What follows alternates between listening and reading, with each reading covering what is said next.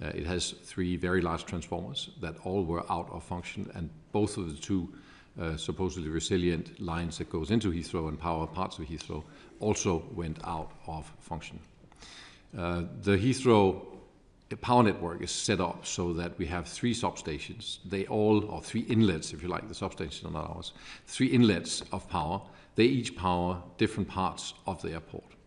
We realized during the early hours, so that is around 12:30, 1 o'clock, that we were losing power to the airport.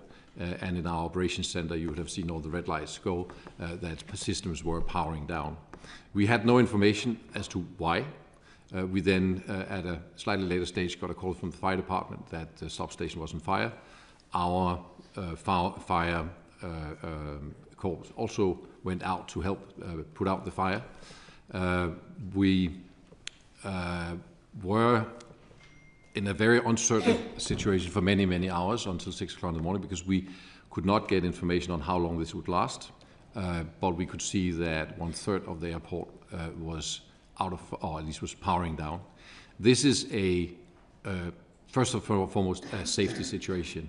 We need to make sure when a crisis happens that people are safe. And that is the first priority that we also set out to secure, i.e. that no one is caught in lifts or elevators, that no one has gotten hurt, that no one has been electrocuted, that our systems are working. What we could see was that our systems were not working, particularly in the area of Terminal 2 and the tunnel into our central terminal area were affected. That area also housed airport-wide systems, which were also powering down as we were losing power.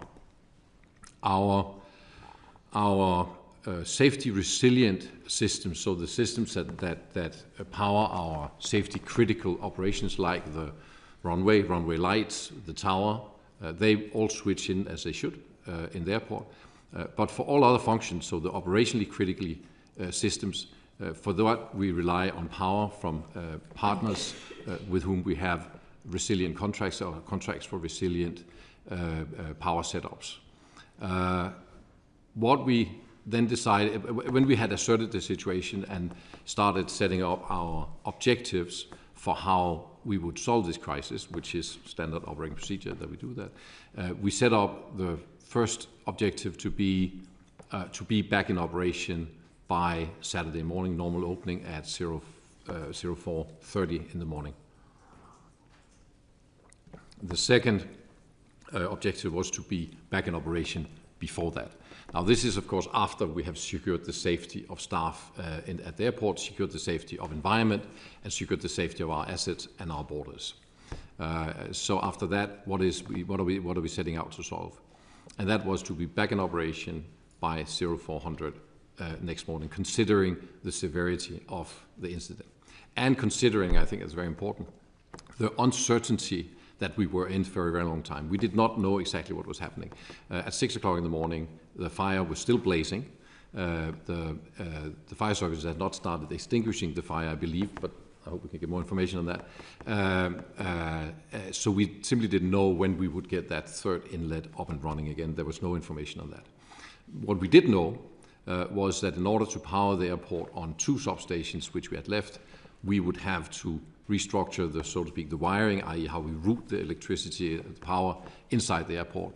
And that takes a number of hours, and it takes that you shut down the systems, you rewire the power network, and you then open up systems.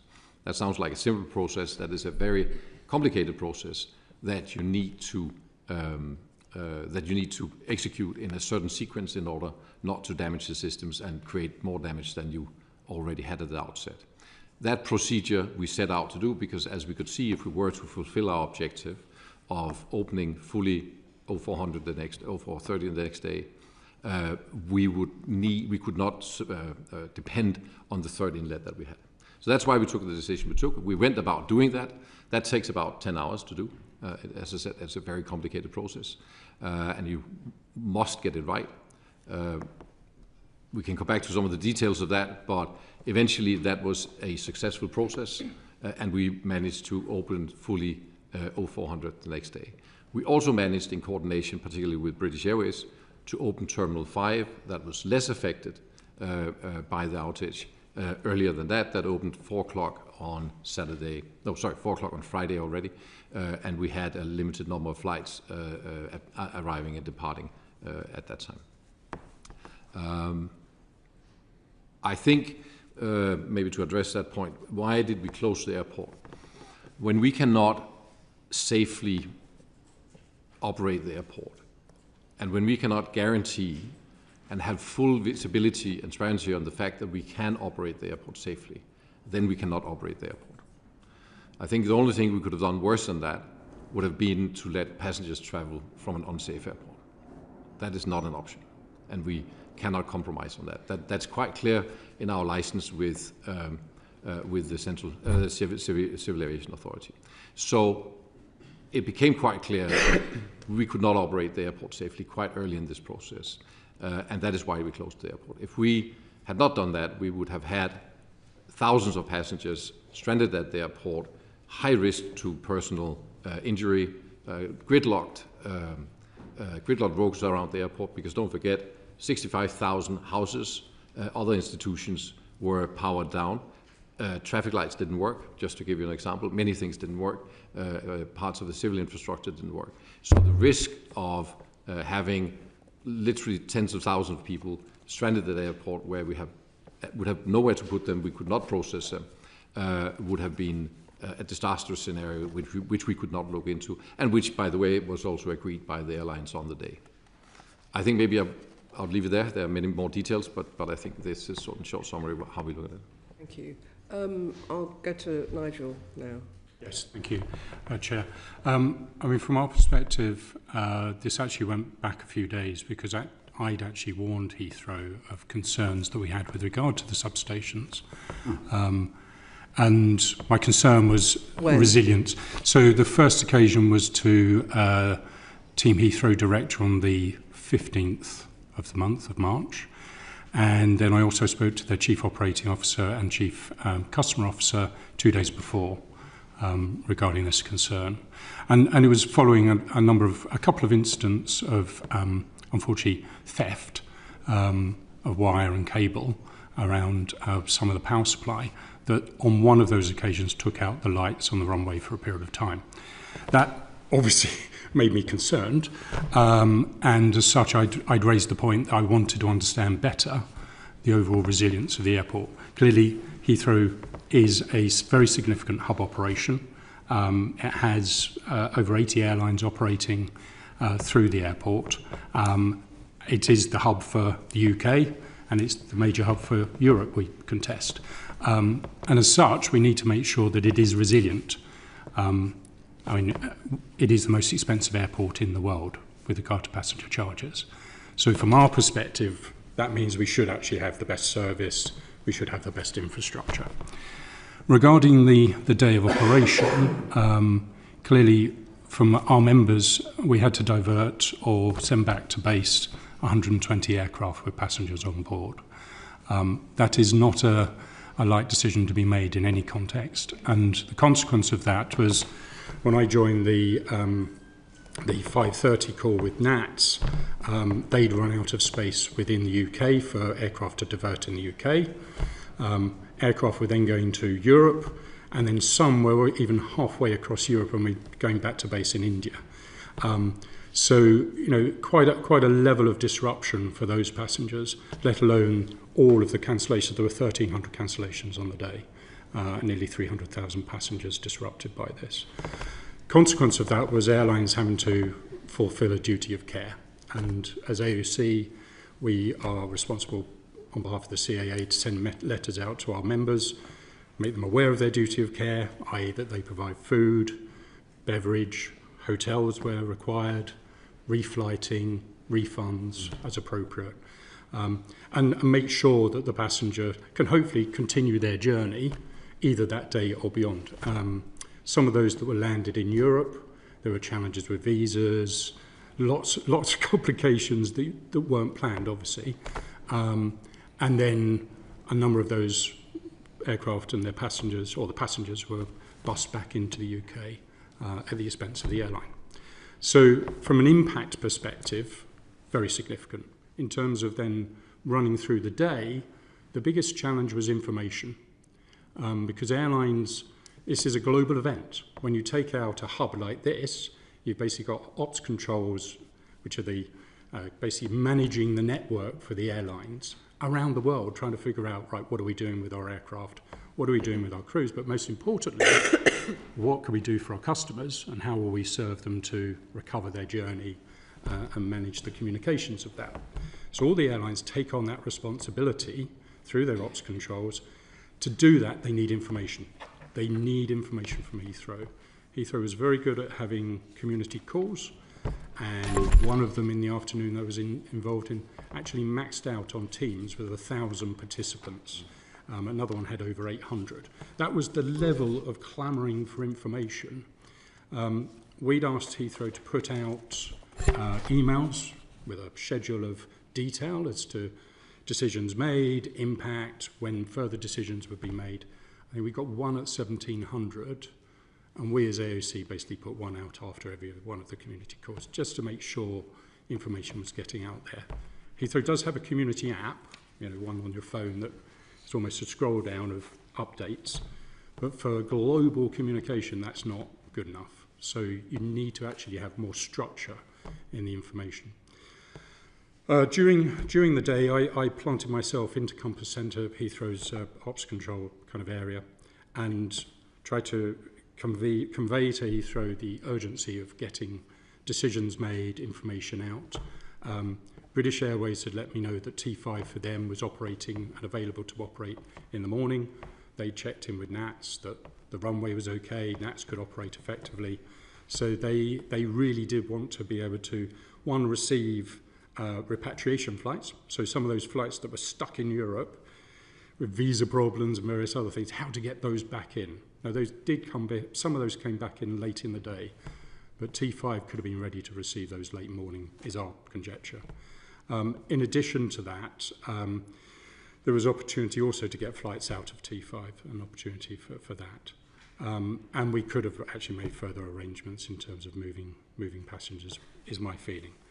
I think overall, all the teams on the day put best efforts in to actually achieve a good outcome.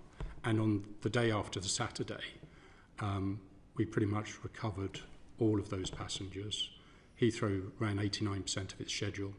We had 50 extra flights coming in. Airlines were upgauging the aircraft, increasing the size of the aircraft, just to minimise the impact on the passengers. And the view is that by Sunday, we'd cleared the backlog of passengers. Yeah, I mean, there's a lot of supplementaries that I think people want to ask, but I do want to let Alice and Eliane answer the introductory question. So, Alice. Thank you. And again, this is a very rare and significant event, and we are very sorry for the disruption that was caused, very significant level of disruption. I thought it might be helpful if I just briefly set out the different roles. There's an analogy that often gets used with the roadways. So you can think about the transmission network, which I run, as the motorways doing bulk power transfer, and the distribution network, SSEN in this case, as the A roads and the residential roads that go right to homes and businesses and provide power. And then, of course, within homes and businesses, you have their own wiring, switches, equipment, and obviously that's much more complex and significant for a complex like Heathrow, and that gets called a private network. So we're talking about three different networks here, and that's the relationship between them. So in terms of the events of Thursday night and Friday, as has been mentioned, fire broke out at North Hyde substation on one of the transformers. That was immediately visible within our control room. The standby transformer on that site did switch in exactly as expected immediately afterwards, but the sudden and extreme heat of the fire meant then that all three transformers on site tripped out of service. The fire brigade was mobilised, our incident response was mobilised immediately, and the standby engineer was sent to site. So on the night then in question, the first incident response meeting happened shortly after midnight. That was run by my Director of Network Operations. Following the sit rep that they did, where they established the situation and the severity of it, had feedback from the standby engineer and the fire services. They alerted me of the situation. So I became involved at that stage. I did the second incident response meeting early hours of the morning, and then travelled immediately to site. Throughout the night, we were engaged with the fire services, working very, very closely with SSEN and with the London Resilience Forum, which was bringing all parties together to coordinate. Our focus was very much on ensuring the safety of the fire services and our team on site, making the equipment safe and dead to enable the fighting of the fire. I arrived on site early morning. It was very stark to see the situation on site, the extreme nature of it, and how professionally and diligently the teams were working to ensure safety and to fight that fire. And the absolute focus was on restoring customers in the wider community, which I know Eliane will talk about how that was achieved, and on returning supplies to North Hyde substation itself. We had confirmed the rest of the network was secure and operating as expected. In cooperation with SSEN, we returned one route to North Hyde about 10 a.m. And then worked through the day to secure a second route to North Hyde that evening. So very, very focused response on safety and the speed of returning. And of course, throughout that, there was a lot of working with the local community for whom there was a huge amount of disruption as well. So, you know, again, just to say this is a very rare event. It is a very serious event, and we really welcome the investigation and the opportunities for us to learn across what is a multi-party event with many interfaces and many considerations from resilience. Okay. Thank you. Leanne. Thank you very much. First, I'd like to thank the committee for the invite to present and to give evidence and explain the step we took as a local distribution network operator to restore supply to all our 67,000 customers, including the North Heathrow intake, as what was a very unusual incident. As Alice mentioned, the National Grid substation at North Hyde has 3 supergrid transformers. On the night, 2 of these supergrid transformers were operational. Because of the incident and the fire, by 23:51, we had lost access of supply from the 3 supergrid transformers. I was called at 23:57, and at that point we initiated our recovery program, which is very well rehearsed. It's very similar to what we do in storm or exceptional event. So the first steps we took are first to assess potential options in terms of what we can do to restore supply. And the way we do it is we restore supply by switching our customer on the network, which means we reroute our network both through remote switching from our control room, and for the lower voltage, then we dispatch workforce on the ground to switch manually. So that's what we did. We also sent a team to National Grid, and we had a member of staff, an experienced member of staff on site within 30 minutes of the incident being declared, which is very useful in order to really give us an understanding of the size of the incident and developed optioneering. So at that point, within the next few hours, as I say, we worked very hard to restore our customer. Within the first hour, we had restored about 62%, 64%, 83% within 2 hours, 91% within 3 hours. And by 4 a.m., we had restored 62,000 customers. The remaining 4,900 customers, as well as the North Heathrow intake, was requiring for us to gain access to the site in order to switch what we call the 66 kV interconnector, who links North Hyde grid supply point to another supply point. So we work with the fire brigade. The fire was very fierce. We gained access to the side of the 6 kV compound at 6 a.m., and we were able at that point to assess that our interconnector were not damaged, and that there was no carbon from the smoke on the asset, which means that once it was safe to energize, we could do it. We worked with the fire brigade, who was very accommodating. As Alice said, It was about making sure it was safe on site for the fire brigade, that it was safe to energize. We were given permission to energize at 9:30 a.m. and at 10 a.m. We were able to start, actually 9:49, we were able to start energization of the remaining 4,900 customers, including Heathrow North intake. We spoke with Heathrow at 10 a.m. and offered them that connection. And then we worked through the day with Alice and her team to make sure that we could also reconnect one of the supergrid transformer, and that was done at 2:22 a.m. on Saturday morning. All our customers were restored by 22:27 on Friday. Okay, thank you. I'll let Kath. Oh, there you are, sorry. Catherine, do you want to come in, and then that may elicit some other questions from colleagues? Thank you. Yes, I was hoping just to ask Mr. Volby, would closure under these circumstances always have been part of the plan? In the circumstances where we cannot secure the 100% safe operation of the airport, yes. And more specifically in circumstances where you'd lost this degree of power. I know that you've kind of leapt ahead to the assessment on safety, and I understand that. But with this much power, do you think that it was always going to be the case that you would have had to close? Yes, we have 3 inlets. As I said, they each power a part of the airport. So it's not that we have 3 inlets that then power the entire airport. We have 3 inlets, and they each power a discrete part of the airport. They have the capacity of 32 megawatts. 42 megawatts and 70 megawatts. The one we lost was the one at 70 megawatts, so by far the biggest. That powers primarily Terminal 2, 400 buildings, and our parts of Terminal 4, and our the CTA tunnel that you go through to get into Terminal 2 and 3. So critical parts of the infrastructure. Part of that is also buildings that house systems that are airport-wide, like CCTV, some of the fueling safety systems,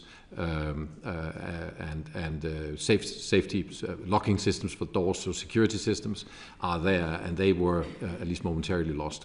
So they are airport-wide systems, and when we cannot guarantee that all systems at the airport are working the way they should, there is no other way. We cannot guarantee the safety of passengers when we cannot process them, so no security scanners, no baggage systems, and so forth, right? So there's no way we can operate the airport safely.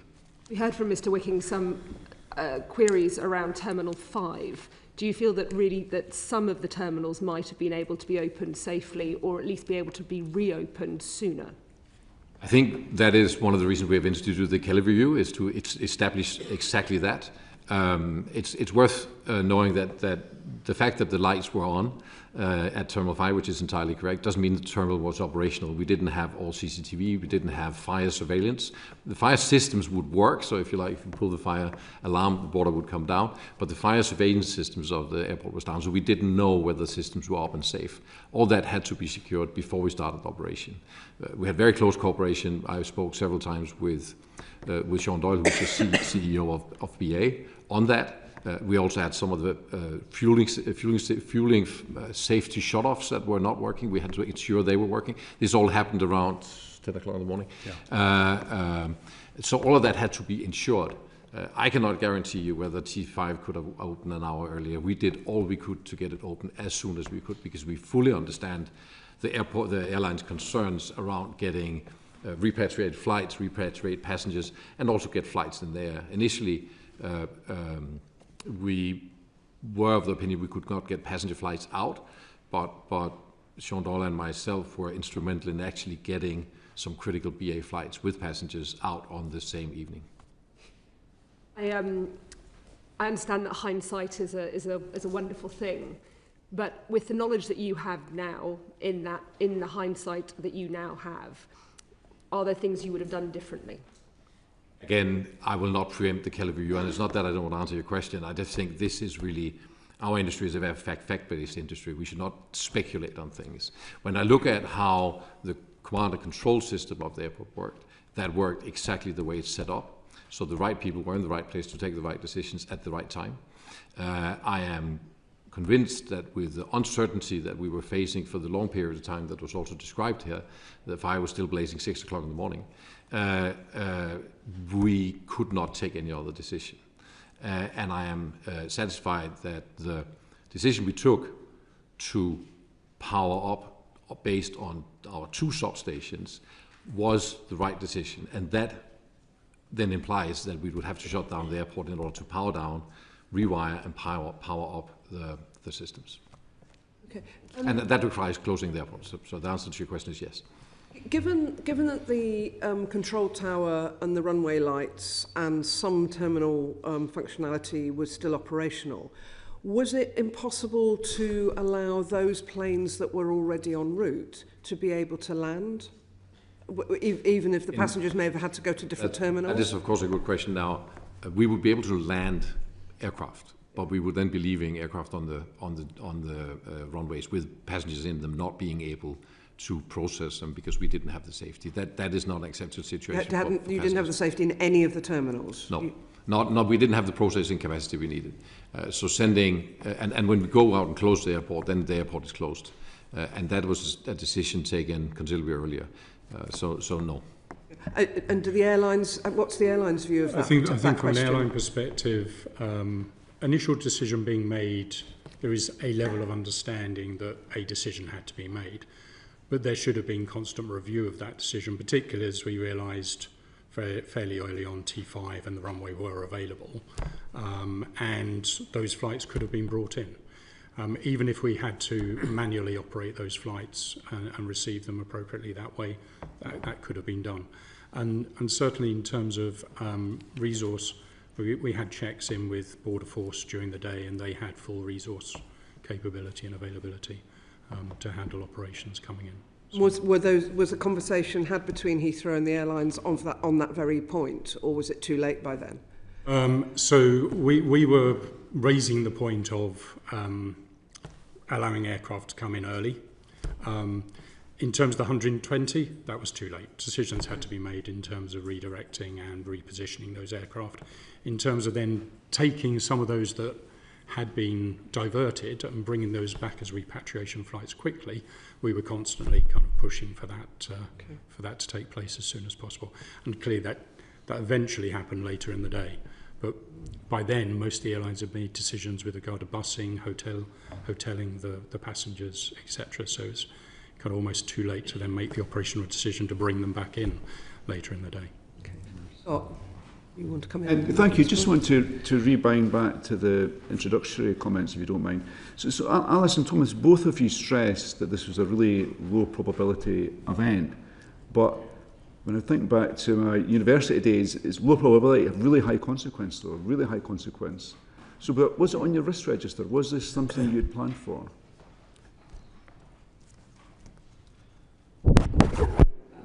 From a national grid perspective, we have full fire risk registers. We understand the risk of transformer fire, which is very, very low. High consequence in this situation. High consequence. And I think one of the reasons we talk about this being such an unusual and rare event is this is the first time a fire on a transformer that we're aware of has had knock-on consequences on the entire substation. In terms of... is that because of the design of that substation, or you don't know that yet? That is certainly questions that need to be understood through the investigation. For you, Thomas, was this on your risk register? Yes, we have risk registers that include both total loss of power to the airport and partial loss of power to the airport.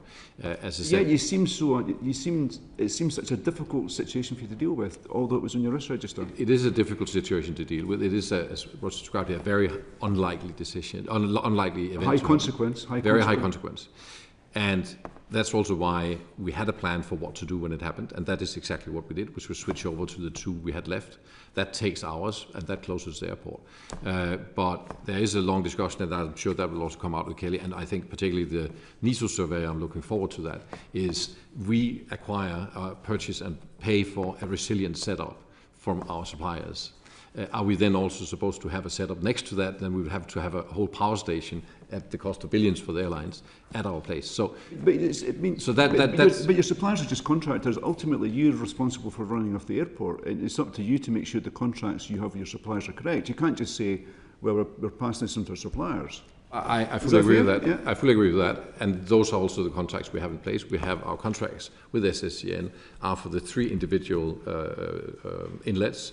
They are for resilient power setups, which include parallel supply lines, which include 3 very, very big, as I understand it, transformers at the end of it. That what happens should not happen, as also just described. But we have to rely on the contracts we have. And I think the NISO survey, and I think that's a discussion for later, should say, should we have further resilience? But that, of course, comes at a very high cost. And that is the discussion we have to have with airlines, because we cannot make investments without having airlines. So I'm not trying to pass any box here. I'm just making clear what are the responsibilities we each have. And yes, we had a scenario for that, and that was the one we played out. Having all 3 transformers going down and the inlets going down at the same time gives us the consequences that we saw. Doesn't sound like resilience, though, doesn't it? Yes, and that is clearly my concern. This is already the most expensive airport in the world. From an airline perspective, we expect resilience. We expect there to be the capability there and the understanding of when a power supply or an asset is not available, what will you do next and how quickly will you bring it back? Thomas shared with me yesterday that they'd done a 2018 review of resilience and capability, and I said, well, was that shared with the airline community for us to understand the level of resilience you have? And he said, no, that's not for sharing on the phone. And I said, well, I think it is for sharing now, because frankly, we pay enough. And I saw the remarks in the FT. We already pay enough for Heathrow. I don't feel that we should be paying more for further resilience. The resilience should have been there in the first place, frankly. I think we're going to come back to resilience shortly, but Bill, do you want to? Well, looking at the power supply at Heathrow. Yeah, I will do. I mean, as Scott Arthur's just mentioned, the risk register, a related point. I mean, I just checked something you said there, Thomas Voll. Did you say that all 3 substations were down at the same time then? No. Okay. I'm glad we cleared up. One substation. No, I thought I heard you say it, and that wasn't. I'm glad you. Transformers. I thought I would give you the chance to clear that up. Yeah. Your 2024 annual report doesn't refer to electrical infrastructure or substations. Was it a mistake not to include it in the report? I think that is a relevant question. I think there are many things we conclude our report. We have many systems. We have fuel systems. We have other systems that are not mentioned. There would not be a particular reason to mention that in our report. Well, we're talking about this very, very serious incident, aren't we? And that's the one that we need to focus on today. So you accept that was a mistake. Okay, thank you. The airport was down for a lot longer than railways or domestic customers. Is it reasonable for airlines and passengers to expect that as far as a single electrical substation would not be sufficient to cause a full closure of the airport? That's probably a question for each of you, but Thomas Volbeer, perhaps you could have the first go at it. The way our resilience works is that for our safety critical systems, that would be our tower, runway lights, our control center, we have immediate backup that is based on uninterrupted power supply with batteries and transformers to make sure that in an emergency we can for example, take down an aircraft. These are regulated areas where we have to have our own backup.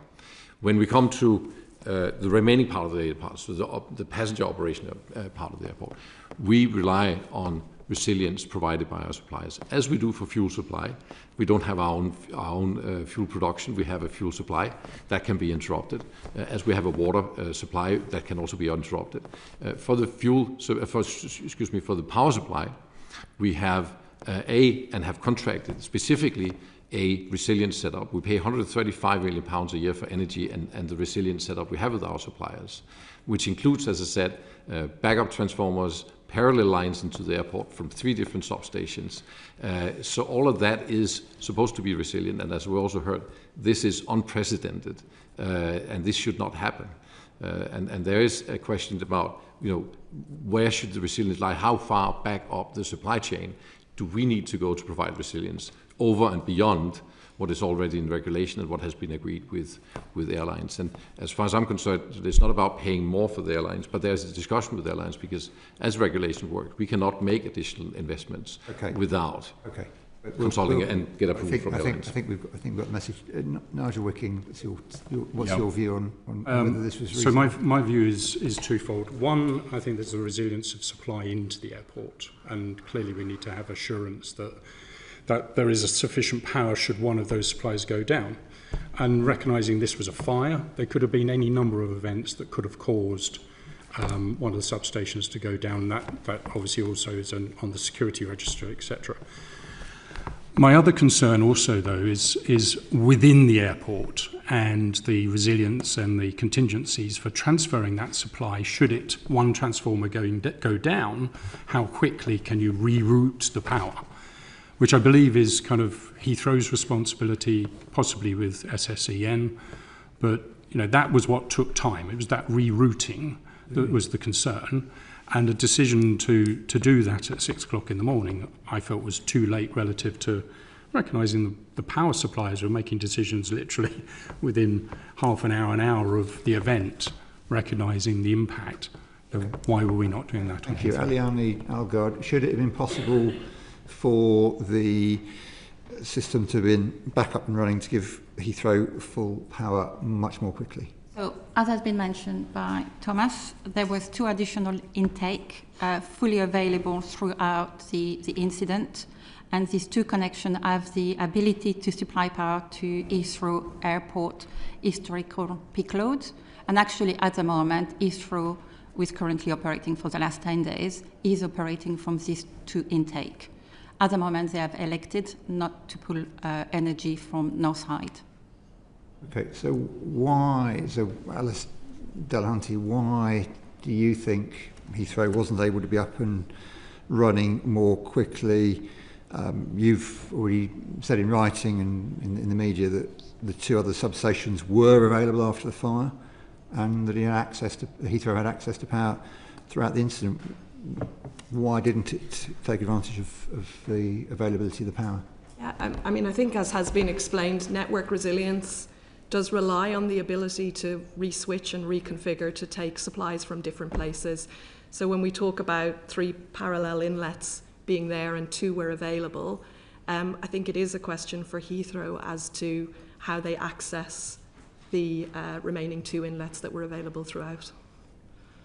Thomas Felber, your answer to those 2 questions from SSEN and from National Grid. Well, as it is for SSEN, we need to rewire, as Secretary Roosevelt said. We need to do that inside the airport as well. That is a much more complicated process, because we have to power down maybe 1,000 systems before we do that switch. And then we have to switch it back on and power up 1,000 systems.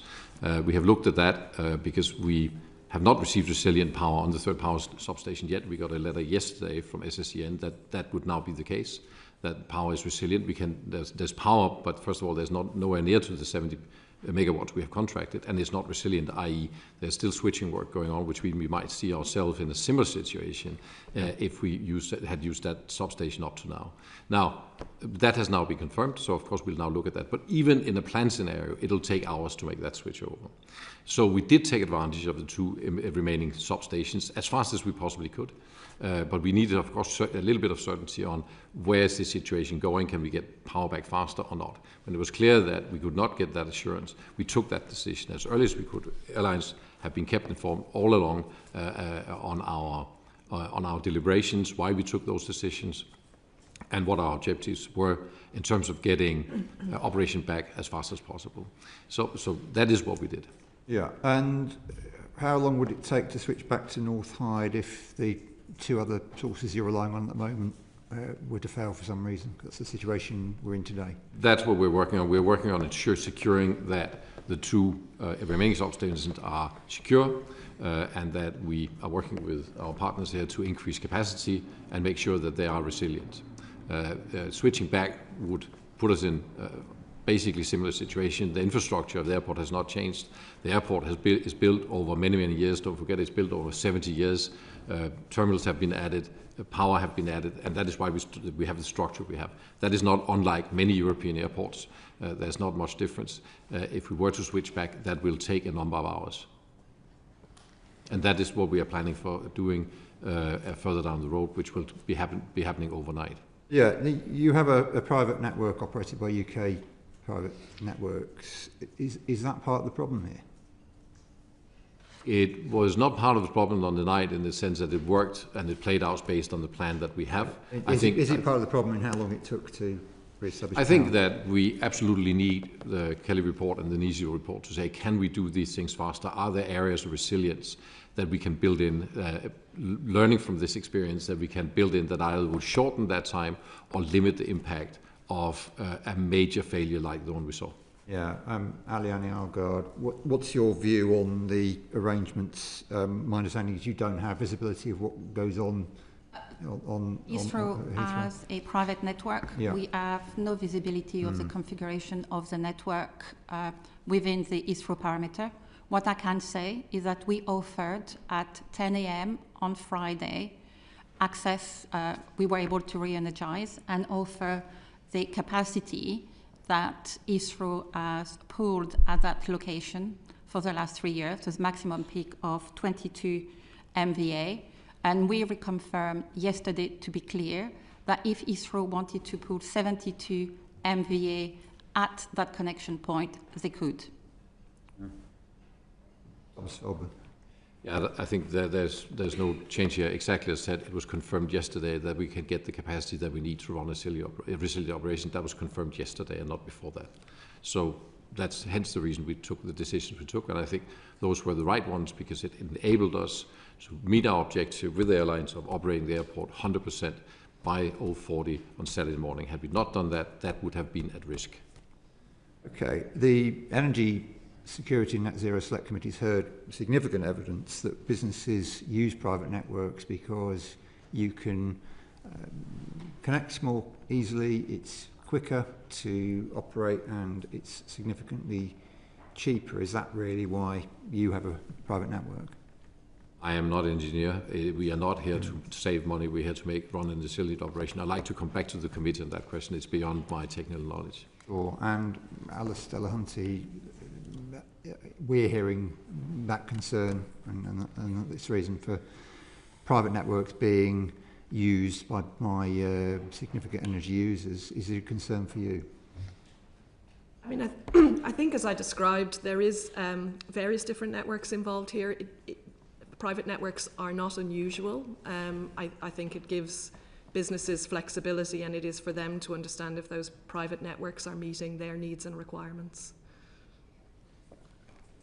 Okay, Chair, I'll have other questions later, I think. There are some other questions, but that might come up in answers to subsequent questions. So I'll go to Alex. Thank you, Chair. So I think we now understand that backup generators were working as expected, that by the morning there was access to power. But you keep telling us it takes 10 hours to rewire everything. Does that sound resilient, the 10-hour period? I think under a event like this one, which is as unlikely as has been described, that is the resilience that is in place. That is the playbook that is in place. I think the NISA report and the Kelly will review that and say, should we have more resilience? But that will come at a cost. It is so that we have the regulatorily required resilience in place for our safety systems. Beyond that, we rely on partners, as we do for many other things in the airport. We have to remember that there's not endless, seamless switchover for everything in the airport, and also not in an unprecedented event like this one, which should not happen. And we are still at a stage where we don't know why it happened.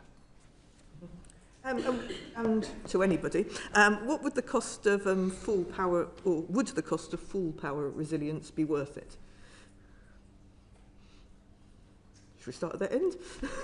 So I can't comment on, because it's a private network and I don't have visibility of Heathrow configuration, I can't comment on what would be necessary to be able to do that. What I know is that Network Rail, who had the connection in feed to North Side, was able to transfer automatically their power from North Side to Didcot, 400 kV, and we also have data centers who were able to automatically engage their battery power supply in order to retain power throughout the fault. Thank you. I mean, also, not for me really to comment on whether it's worth it for Heathrow, but what I would say is, and they're not connected directly to the transmission network, but we do build our network to what are called the security supply standards, security of supply and quality standards. Those set out the level of resilience in the network. There are options for customers to go over and above that, and those costs would be considered in the round in terms of benefits to consumers more broadly and to the customer. If we were to refit sort of a ring round Heathrow that would give you that full resilience, the best estimates of our engineers is that it would exceed £1 billion to refit today. I think from my members' perspective, clearly the resilience should have been there in the first place. And I'm not hearing that there was a lack of power to come into Heathrow. I was hearing that it took time to move that power to where it needed to be within Heathrow, and 10 hours for me were too long. And actually the time it took to make the decision to go into the 10-hour process seemed too long.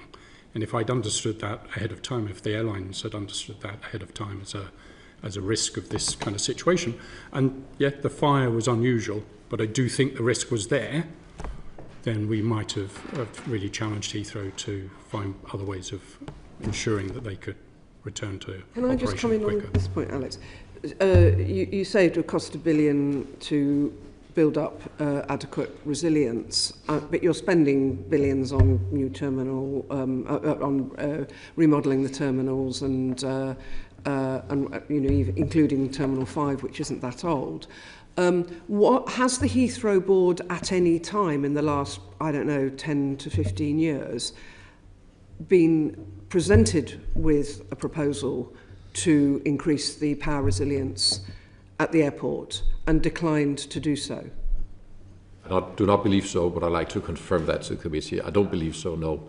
The airport is built like many other airports in the way it is over many, many years. More resilience have been built into the system over time. The connection to Terminal 5, for example, have four separate cables going in. So the thought has been on that. Also in connection with a possible runway at Heathrow, has it been thought about, could we increase resilience as part of that process? And of course, that we will continue to do.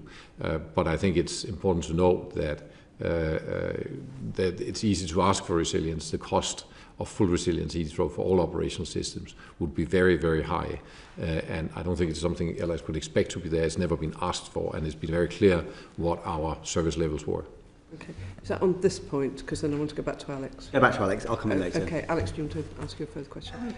I want to go back to the fact that inbound flights were not being allowed to land. So we're being told that the safety critical systems worked.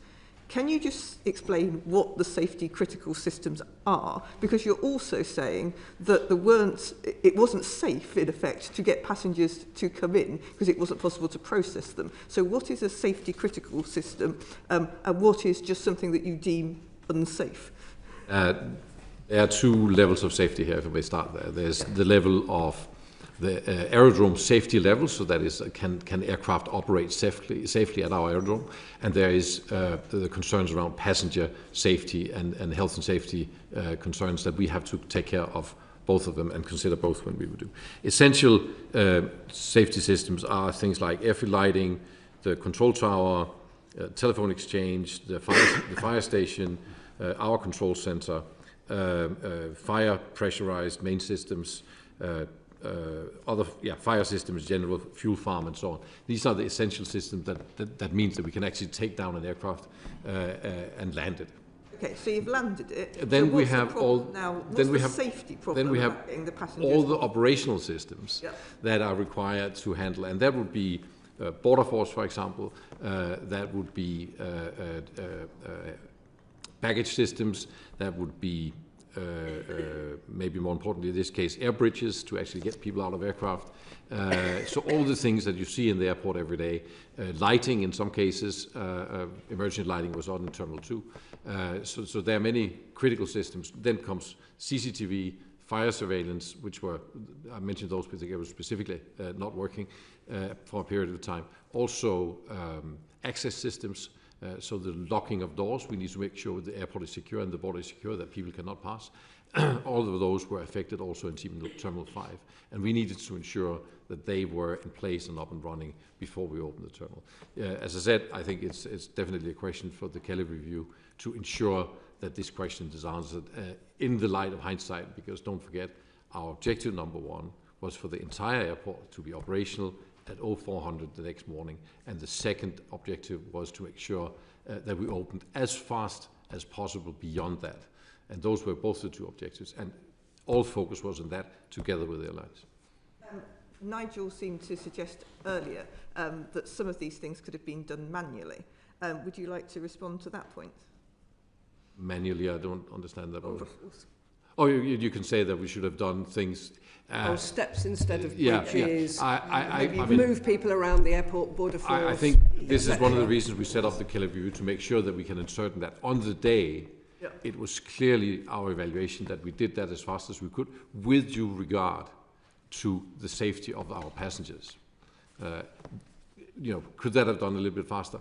We will have to look at that, but we are talking, minutes, as in maybe an hour or two. We're not talking longer than that, because I know that systems were out of function. We had a meeting at 10 o'clock where fuel lines were still a question, and we cannot operate without automatic fire switch off on our fuel lines. Nigel, I think you wanted to come. Yeah, in terms of T5, my understanding, both from British Airways but also from being there all day, was that pretty much everything was fine to operate by mid-morning, by 10 o'clock. In terms of the fuel point that's been raised, actually the fueling company actually said that that was fine. They could still be operated, even though there wasn't an electronic automatic cut-off. They could do it from the fuel backup process that they had. So that wasn't seen as an issue at all. So I don't think there was any reason for T5 not to be used earlier, i.e. from within the morning period, to receive aircraft and redirections.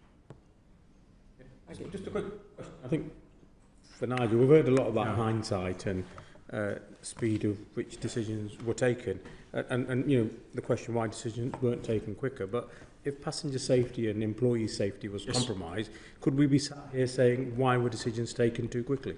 No, that would possibly be the case if I hadn't been there and actually talking to people on the ground from the control centre in T5 and understanding what the situation in T5 was. And the reality was that T5 felt that they were absolutely ready to go and receive it. You think passenger safety... That wouldn't have been an issue with regard to T5 from my perspective. And when you say passenger safety, what exactly do you mean? In our case, that is the process of safely getting passengers out of aircraft, getting them through customs. As when we talk arrivals. I accept that it's potentially more risky to have steps than a bridge. Exactly, for example. We use steps all the time to get on. We also not had CCTV, and we didn't have fire surveillance. And I think this is a question for the Kelly report. Hindsight is very easy.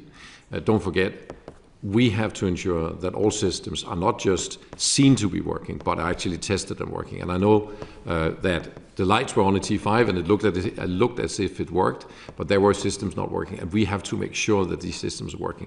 This decision are taken by our incident commander, who is trained for this and whose responsibility it is on a personal level to make sure that works. It is not about saying, well, it looks as if it worked, we like to operate. These are serious concerns, and we need to make sure they work. And we are, as we talked about at 10 o'clock, at the meeting at 10 o'clock, it was reported that fuel valves were not working. Now, We are then talking that we've declared it opened at 2 o'clock. So we're talking hours here. This is an evaluation. As you say, if we have gotten this wrong, we might be sitting here today having a very different discussion about why people got injured. And I think it would have been a much more serious discussion. So there is a margin within which our people have to take very serious safety decisions. And that is what they are trained for, and that is what they do, and that require that every single system is up and running, tested, and safe. Okay. Elsie, you've been waiting, so your turn. Thanks, Chair, and thanks to the panel so far. This has been really interesting.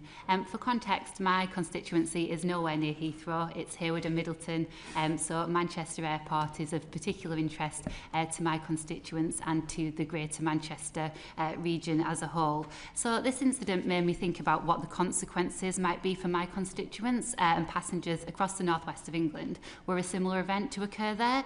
It would be really good to understand what you think we can learn from this incident if we're to avoid another mass power interruption, and also what the consequences might be elsewhere in the country. Could this have happened at other similar airports? Keen to hear from each of you if you've got a view on this. Nigel, perhaps you might want to start. Yes, thank you. From my perspective, I think the most important thing is actually having transparency of the risk register, and is this understood to be a risk? And from there, what is the resilience and the business continuity and contingency plans to address such an issue occurring in terms of power supply to an airport?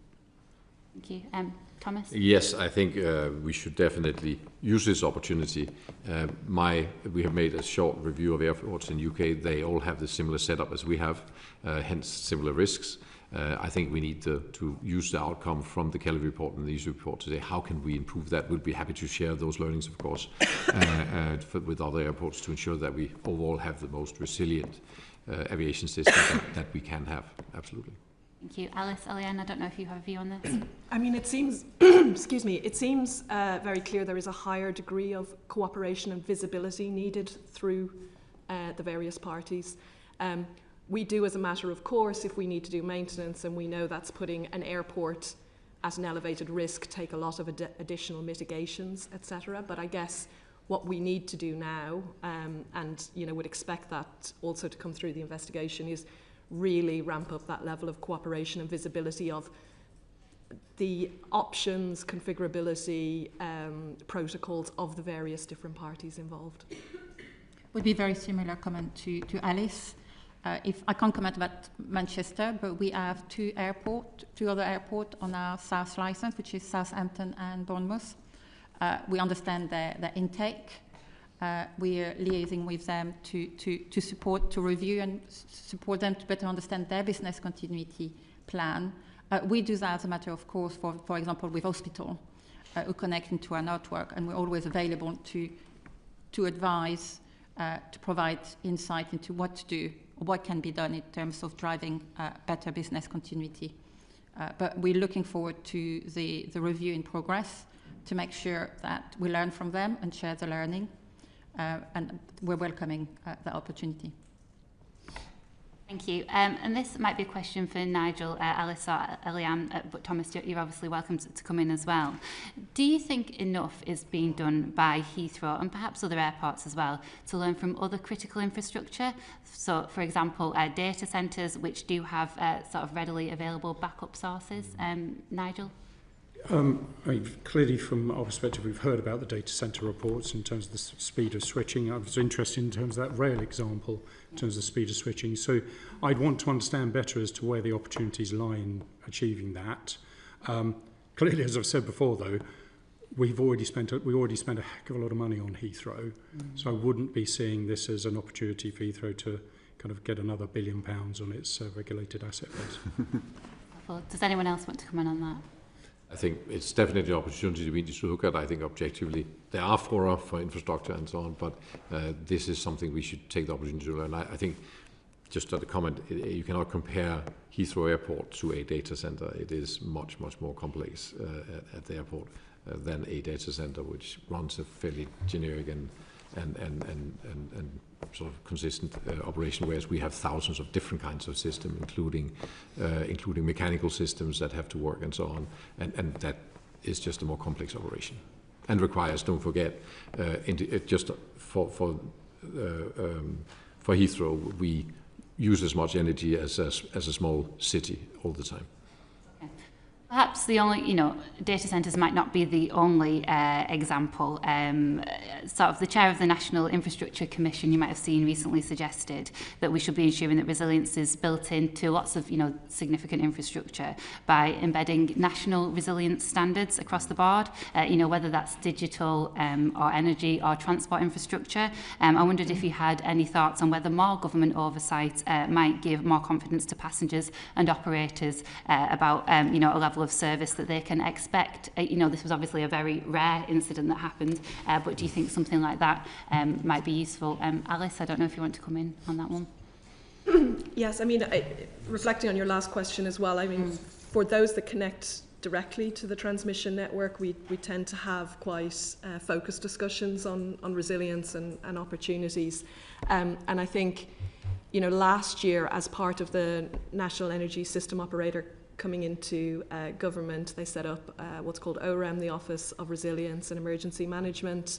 And, I think there is a real opportunity there to look more holistically, especially as the uses of electricity are changing through decarbonisation agendas, etc. The lines of the lines of the industries and those using energy are blurring, and therefore there is this opportunity for far greater collaboration, visibility, full system looking at the resilience question.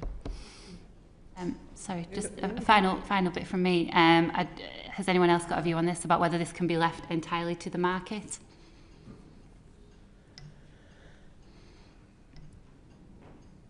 Or perhaps not. It's obviously, it's a private company. I think that I know what was said there, and I would agree that it's definitely worth looking at. Absolutely. From my perspective, I do see that there is a need for clarity in terms of standards and national standards there, but I wouldn't want it to be seen as an opportunity for operators to suddenly put a lot more money into it and charge it through to users. Okay. As part of that process. For me, it's part of this should have been part of the hygiene factors of running an airport. Many of us are realising we don't know enough about electrical engineering. Alice or Eliane, Thomas just said you can't compare Heathrow's electricity uses and needs to that of a data centre. Is he correct? This is correct. It will be, as I say, they operate.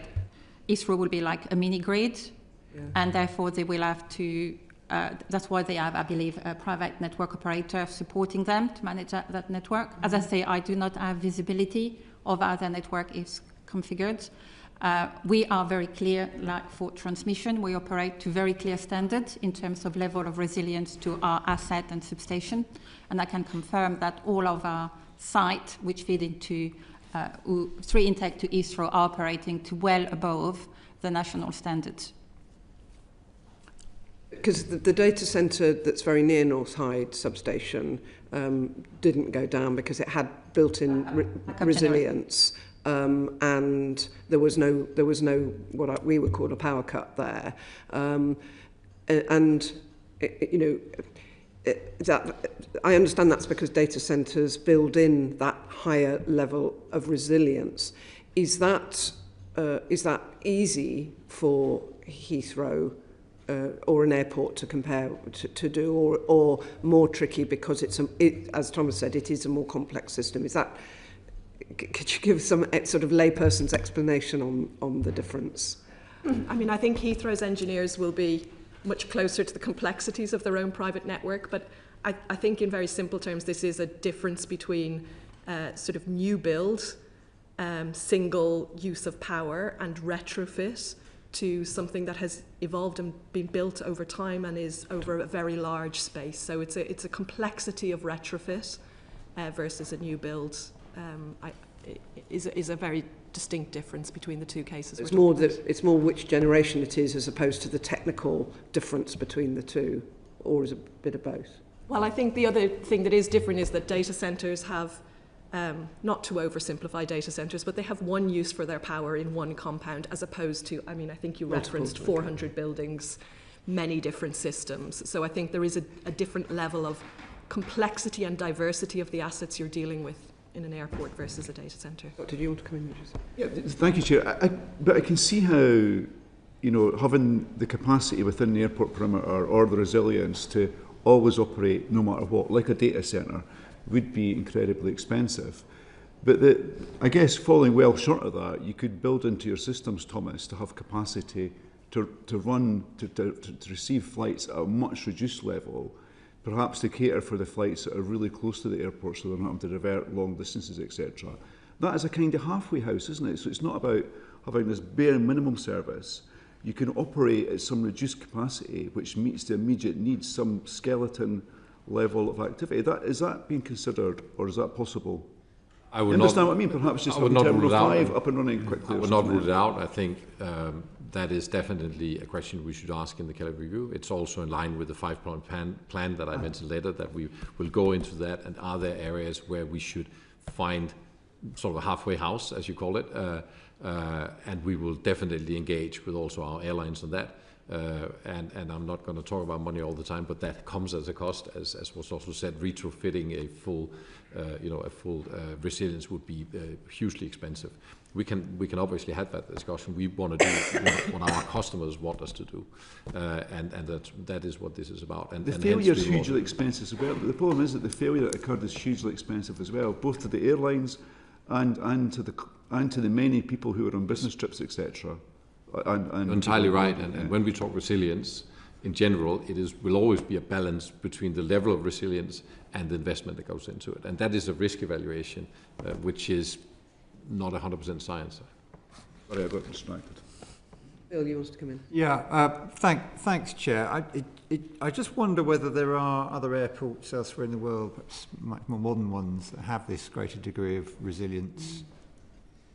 I know one, which is Hamad Airport in the Middle East, which is a brand new airport with a very high level of investments. It's a much smaller airport than Heathrow, but I know of that one. Yeah, and how long has it been operating? Sorry? How long has it been operating? Oh, I don't actually know, 8 years, 10 years. Years, okay. And have you looked at it as to see what lessons you can learn from what I think is implicit in your comment that it's best in class? Yes, we will do that. We have. You haven't done so far? No. That would have been a good idea, wouldn't it? Okay. I've got some more. All right, I'll come in after your one then. Okay. Questions. Eliane Agard, you mentioned again the fact you can't see behind the connections. Should you be able to? I think there it's about respecting the fact, like Alice was explaining, so you had a transmission network, a distribution network, and then you got private network. I'm not sure if we go back to the analogy of using the house, so that it should be right for me to have visibility of, let's say, a property to see what you're doing in your own house with your own wiring. I think that's even from a strategically important piece of infrastructure. I think there it's potentially. I'm sorry, but the analogy doesn't stand up. I think there it's about respecting role and responsibilities. I think the review, both the NISO review taking place and the Kelly review, might find that actually we should have greater visibility for asset of national infrastructure, but at the moment it could be seen as, a company interfering into the private matter of another company. So it's about respecting this role and responsibility. But we're more than happy to work with Heathrow and the private network operator to see how we can help, we can work together to improve resilience. And actually, as we speak, through DESNES, another group, we're currently working on looking at that type of question. Yeah, Nigel Wicking, I suspect you took a slightly different view there. Yes, thank you. I mean, from my perspective, it's really important to understand this is a piece of key national infrastructure, and as airlines and consumers, we don't have that expertise to understand whether Heathrow saying it's resilient is resilient. And I would suggest for both power, water, fuel, etc. There possibly does need to be an independent perspective on that, an expert perspective on that resilience and whether it's adequate. And that should be shared with those who are using the airport as to whether it's adequate for them, because clearly a data recovery was not good for us. Thank you. That's helpful. And to this point around that, Elsie Blundell mentioned actually about the role of implicitly the role of the public sector. What should government and industry be doing together to mitigate the risks and effects of power outages that obviously have the potential to cause so much disruption as we've just seen? Yeah, I think there's a big question there as to resilience. So yes, there should be hardening of assets that provide power into national infrastructure such as this, but I think the resilience is the big concern that we would have as a community, of users, and having that assurance through a body that government actually says is the right body to do that assessment is a good thing. And do the rest of the panel have anything to add to Nigel Wicking's comments there?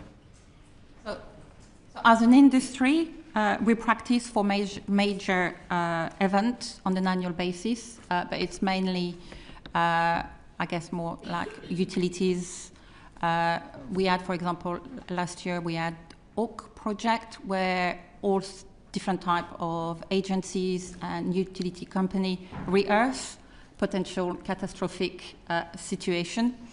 Potentially what we need to do is to look at involving more private network in this type of discussion, and I'm sure that something we will review as part of the NISO review, to say when a private network like Heathrow, who is recognised to be critical to the UK, should be included in that type of rehearsal. And Alistair Lahunty. I mean, I would absolutely agree, and I think these are the important questions that will be asked through the reviews that are done. I don't think there's easy, obvious answers around, for example, your previous question of visibility into their network. But what is really clear here is the need to create that cooperation and the understanding of the reliance on each other and the impact of each other's actions. And, as Eliane said, there are lots of well-established industry processes within the electricity networks and the system operation for dealing to responses, but extending that further into users and their role in those exercises is likely to be a helpful extension. Yeah. And on that, I mean, that was point 4 of my 5-point plan that we'll put in motion, is exactly that, strengthening our collaboration with our external partners, including SSEN and National Grid. I must say that I believe that actually SSEN engineers have quite a lot of insight into our power networks. I know that cooperation has been very close both before and after this incident, but I'd like to come back to the committee to clarify that point. On the point of resilience overall, I agree that I don't think there has ever been held anything back from our airline partners as far as our resilience is concerned. They know our operation really, really well. Any investment that goes into Heathrow is prioritized by airlines, and it is approved individually and specifically by both airlines and the CAA for every single pound we invest. So there is full transparency. Well, perhaps both SSEN and if that has not been the case, I'll be happy to make sure that happens in the future. Yeah, look, perhaps both SSEN and Heathrow can confirm this point about how much visibility there is, because you've contradicted each other there, I think. But I won't ask you to continue. Can I also, should the electricity infrastructure be critical national infrastructure where it is supplying such a major transport network? Sorry, could you repeat the question? I didn't hear the first part. Should the substations, should the supply into something as significant as Heathrow be critical national infrastructure, regarded as such? I think that given the fact that Heathrow is critical national infrastructure, it would make good sense, and maybe the NISO report can look into that, good sense to say, so which critical supply chains are then potentially also critical national infrastructure, to make sure that there are the right level of resilience. Yeah, I mean, I'm assuming it's not currently at that status. The transmission network is critical national infrastructure, yes. Not the substations. As far as the transmission substation, I'm unclear on whether distribution or is specific classified that way. substations because of the importance of certain... The three we're talking about are they critical national infrastructure? We consider the transmission network as a whole critical national infrastructure. And we work with government on the security levels and the standards associated with that. So as far as you're concerned, the substations are? Yes, right. yeah. Okay, thank you for that. Can I just confirm... Maybe to build on that. Yeah. There is also a delivery obligation from the power networks to Heathrow. There are various levels of priority, and we are a priority one, and that is the confirmation we got yesterday morning from SSEN that we would be prioritized. We have not had that before, and that's why we have not used the third inlet before now. Okay, and my final questions certainly on this section, Chair. Can you confirm that overloading of the network wasn't the cause or even a factor, and that as the grid expands with the government's Clean Power 2030 agenda, this will not be a cause for concern? Yes, I can categorically confirm there was no overloading or overcapacity in the area. The topic you hear discussed is the long lead times to connect, because it takes time to build up capacity, and that is what you hear discussed. There is currently absolutely no question but that there is sufficient capacity in the area. Yeah, and there's no overloading because you're under pressure to make those Absolutely connections? not, and certainly not in the middle of the night at the time of this incident. We were well below capacity across the entire network. Yeah. I can confirm, we've checked, the distribution network was operating at less than 30% of its maximum capacity of Northside substation. Okay, and likewise you have no concerns around future grid connections and the effect they will have? Exactly as Alice expects, we operate within very rigorous standards in terms of what we can allow to connect onto the network to make sure we protect existing connectivity. Okay, yeah, because from West London we've known for some time that the grid capacity challenge is affecting new developments, but thank you for clarifying that it wasn't a factor in this incident. But actually, for Heathrow, given you're part of the West London development pipeline, you're increasing, you're building out at the existing Heathrow terminals, and obviously you've got plans to build a third runway and another terminal. And you're a major member of West London Business, which is the organisation which has been pushing on this issue for some time. Are you concerned that there's sufficient capacity for expansion? The short answer is yes, we will need more power at Heathrow Airport, and we are planning for that. We will need more power for the green transition, and we'll need more power for a third runway. We have already applied for a connection to the national grid directly. That was done a few months ago, and we have paid our fees. I understand the waiting time is about 7 years, so there's a long waiting time.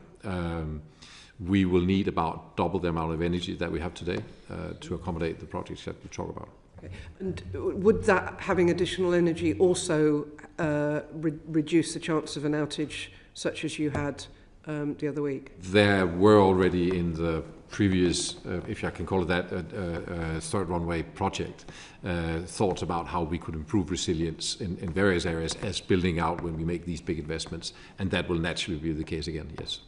Okay. I've actually got one more question, sorry. Yeah, I'd forgot.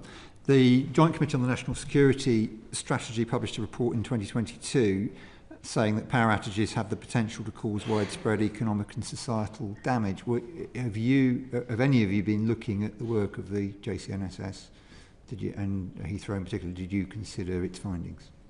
I don't know exactly that report. I'm sure we would have people looking at it. We have looked at many other reports that I can quote from, but not this particular one. I don't know it. But it is true, and we have also had a report from, that we have considered, which was the, let's get the right one here, which is a sort of similar concern that is brought up, that has been considered, and which I, by the way, agree with. There was a report from the National Infrastructure Commission 2023 raising similar concerns, and that report has been looked at, and I fully agree with that. As I said, Heathrow to expand will need double the amount of power that we have today. Yeah, thanks. Yeah, the two reports are consistent. You're correct, Nigel. Working, is this something you've been looking at? No, it hasn't. Okay. I'm participating in the security exec group at Heathrow, and that hasn't been shared at that group. Okay.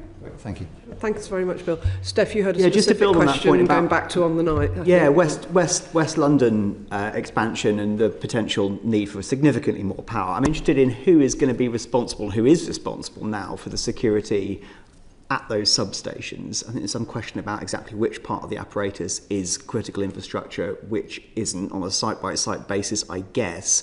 But whose job is it to make sure that the sites are not able to be accessed and that this sort of thing preventatively doesn't happen?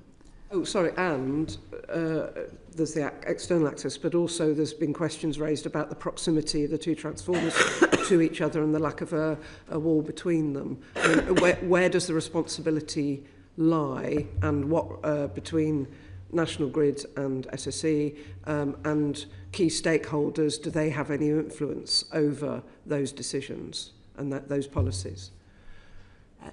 Thank you. So within the substation that gets referred to as North Hyde, there's the high voltage compound and the low voltage compound. National Grid Electricity Transmission operates the high voltage and SSEN operates the low voltage. Yeah.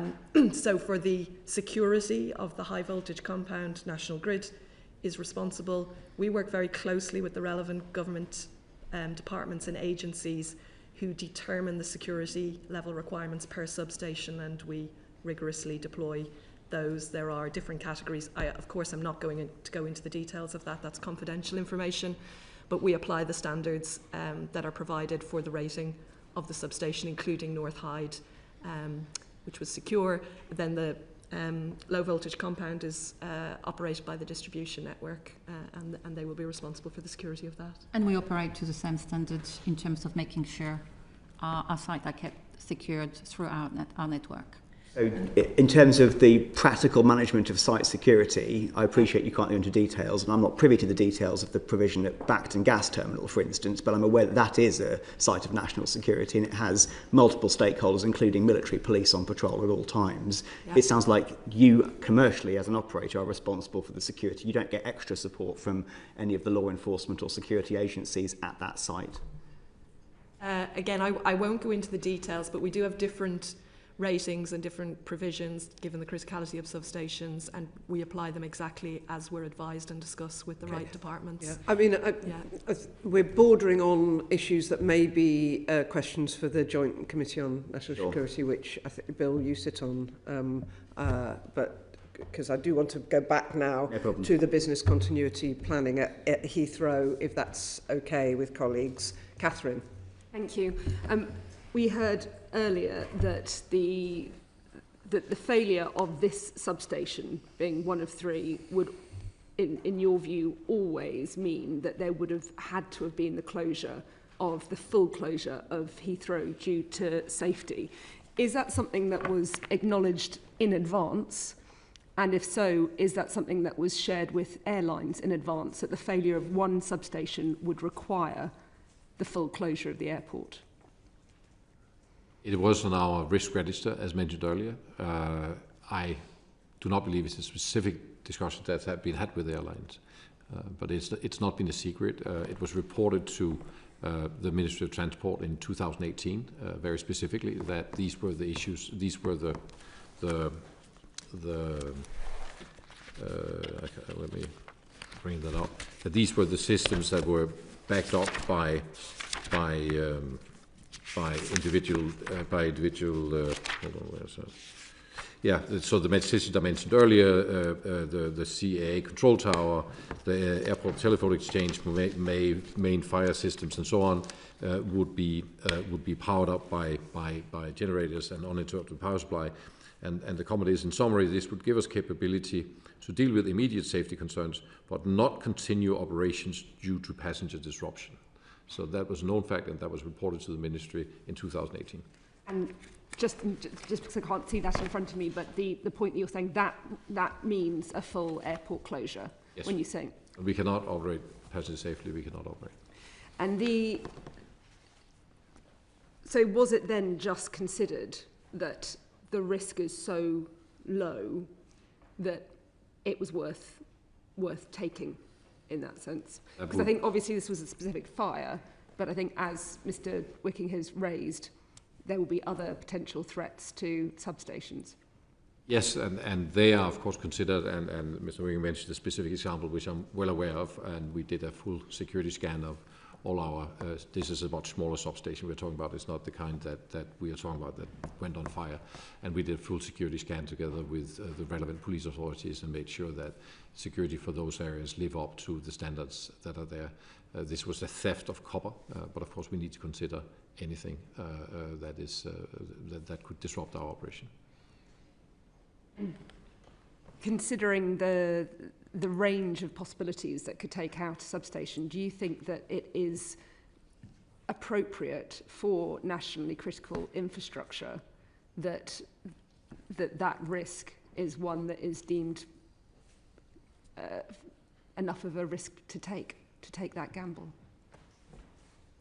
I think that as a customer of the power companies, we need to be able to rely on the contracts that we make. And as I said, that's true for water, that's true for fuel, that's true for many other things. That said, we of course consider all the risks that could hit the airport, irrespective of who is responsible. That is our responsibility, to look at all those risks. And that is what we have done. And that's why we had a playbook that said, how do we handle such a situation, which is highly unlikely and which shouldn't happen and which is unprecedented. And in that situation, that was the solution that we have to bring us safely back to full operation on Saturday morning. Does that mean we're left in a situation where the risks that were taken, the planning that was put in place, is one that means that passengers and the airlines are having to pay for that risk? In what sense, sorry? Well, obviously, I think a lot of passengers pay for the consequences. Of that risk. The balance is, and will always be, and I think that is what we should discuss in the Kelly review and in the NISA review, what is the right balance of those two concerns, which is investment cost. And as you can, Mr. Wing, said, Heathrow is a costly airport. There are many good reasons for that.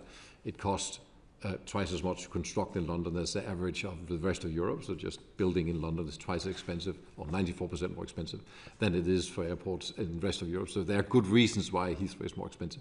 But our job is, of course, to try to balance those together with our airlines. And I don't think any of these resilience issues have been kept a secret to airlines, to make sure that we operate the correctly risk-balanced airport, taking into consideration the resilience, the likelihood of an event, and the cost of the resilience. Scott, did you have a quick supplementary on something Thomas just said? Yeah, just as an aside, you mentioned that you wrote to the Ministry of Transport in 2000. You mentioned that you wrote to the Ministry of Transport in 2018 around the nature of the power connection to the airport. Did you receive or expect a response to that? I don't think there was a response to this. This was a questionnaire that was sent out by the Ministry, and we responded to that. Okay. Right. The Chair was hoping to come in. Oh, sorry, Nigel. Sorry. I just wanted to come back on that sharing of information.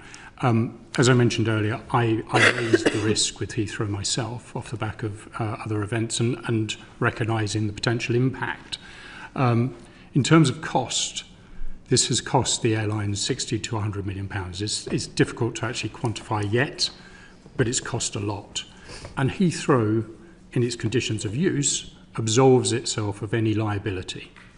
You know, if there were death or injury, that doesn't occur, but for any operational failure that Heathrow has, they completely absolve themselves of liability in the conditions of use. The airlines refute that every year in the conditions of use publishing, but by flying into Heathrow, you accept the conditions of use. No one signs it, but by flying into Heathrow, you accept it. So you have to accept the clause of no liability to Heathrow.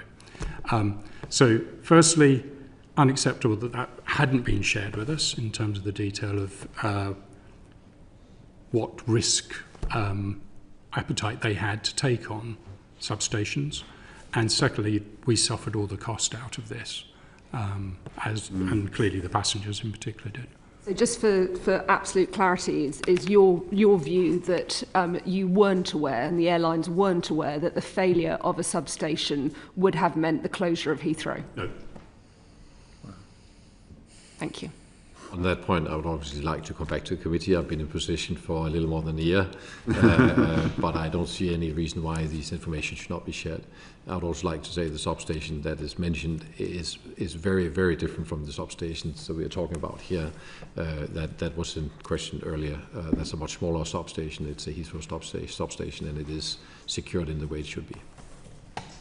Okay, can I just establish the conditions of use that you talked about, Nigel, yes. Which in itself I think is worth further questions, but we probably don't have time today. Can I just understand, are those conditions of use arrangements unique to Heathrow or unique to UK airports? Unique to Heathrow. They are Heathrow's conditions of use that are laid out for airlines using Heathrow. It would include the charges, it would also include operating parameters, etc.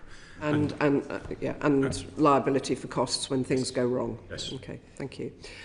Steph. Can I make a comment on that? Yeah, go on. It's, of course, Heathrow's conditions of use. They are in line with all other airports in Europe. I had this specific discussion with the CEO of Virgin and the CEO of BA a couple of days ago, and they accept that the conditions of use at Heathrow are in line with the condition of use of most of the big airports in Europe, including Copenhagen, where I was previously. So this is standard terms of use. I know that airlines, of course, do not like the way it is, but this is the way it is in most of Europe. I just find it incredible that an airport can absolve itself of any liability whatsoever. But is Thomas correct that they're similar to other European I haven't seen airports? that evidence, but that may be the case. Okay, It doesn't mean it's right. Something to probe. Okay, Steph. Thank you. I think we all appreciate the elucidation you've given, Thomas in particular, as to the approach to risk management. I think we accept that risk management is about balancing convenience, cost and risk and safety. And I think I wanted to put on record the fact that we're having this type of discussion clearly has relied upon the operational excellence of a number of players, including those represented today, on the response to the events themselves, which I also appreciate the detail to which you've gone into. I do appreciate, Thomas, that you're a business, you've got commercial confidentiality, duty to shareholders, etc. I'm keen to understand a bit more about how the balance sheet reflects the approach to risk management. How much is spent each year, not on the fun stuff that brings in more passengers, but on the boring stuff, the maintenance side of things. And just to sort of draw people's attention, we found a report by a consultancy firm called Jacobs in 2014, which did connect the potential for power outage, even briefly, to have very significant effects across the entire airport. And I know that you said that in your knowledge there hasn't been a board discussion specifically to turn down an investment proposal for something like an on-site ring main since then. But can you still give us a ballpark figure of how much is spent on the sort of boring maintenance stuff each year, and what's been done since that Jacobs report specifically around this issue? With the caveat of defining what is the boring stuff. Yeah. We are currently investing about 1 to 1.1 billion pounds a year.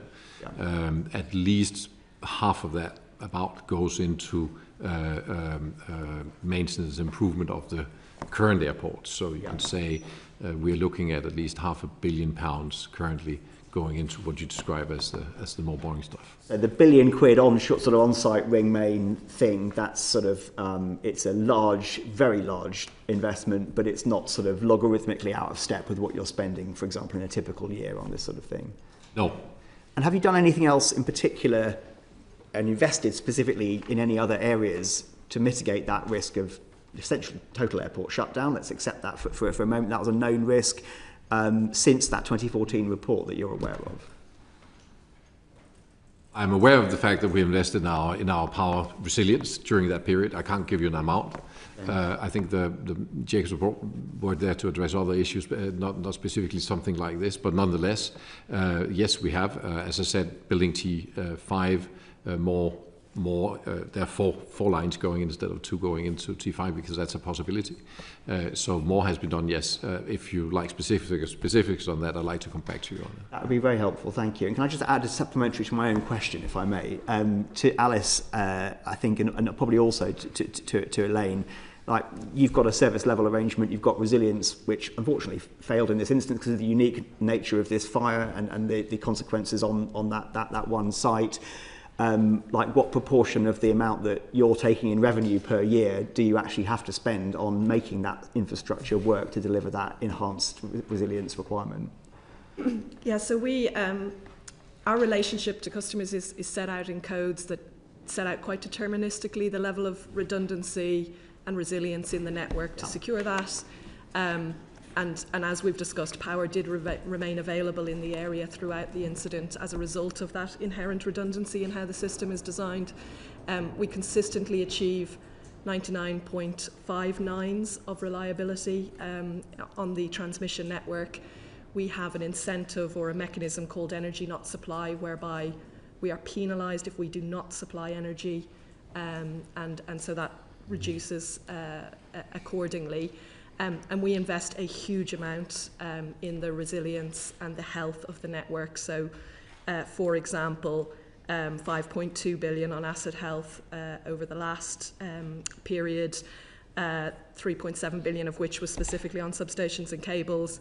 We've just submitted our next 5-year plan that includes another approximately 5 billion specifically on asset health, but a further 30 billion on increasing capacity, increasing resilience, increasing security.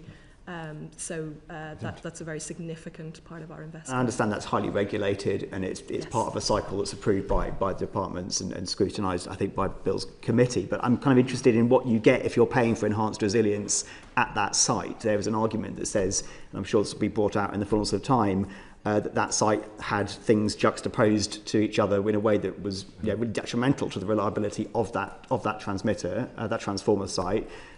Who pays for that stuff? Who does that on site? Is that a high capacity, high voltage transmission investment, or is that coming from something like the distributor? So, I mean, of course, much of this will be looked through the investigation. As it's currently set out, our substations, I mean, this substation was designed and built quite some time ago to standards that are set out, and we work to that. As I briefly described earlier, where customers want to connect directly to the transmission network and they want very substantially increased levels of resilience beyond the industry codes, they can request and discuss that. So you do get certain customers who will come to us and say, I want 3 independent, totally independent feeds, etc., etc. And those investments get worked up, costed, proposals made and worked through. And Elaine, the same question to you. Thomas is paying you 135 million quid a year. Some of that's for juice, but some of that's also for the stuff you've got to do to keep the lights on. How does that work? How much are you spending in that sort of area?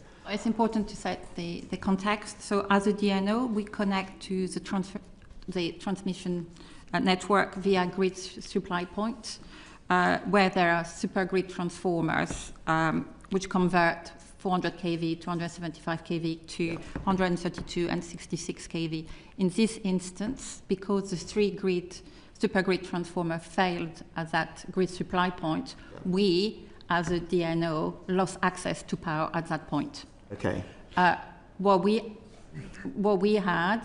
were able to do, as I said, is because we had interconnector between the Ivor grid supply point and the Northside grid supply point, by 9:30 a.m., when we were able to energize, we were able to create a new connection, and able, therefore, by 10 a.m. to offer power to Heathrow.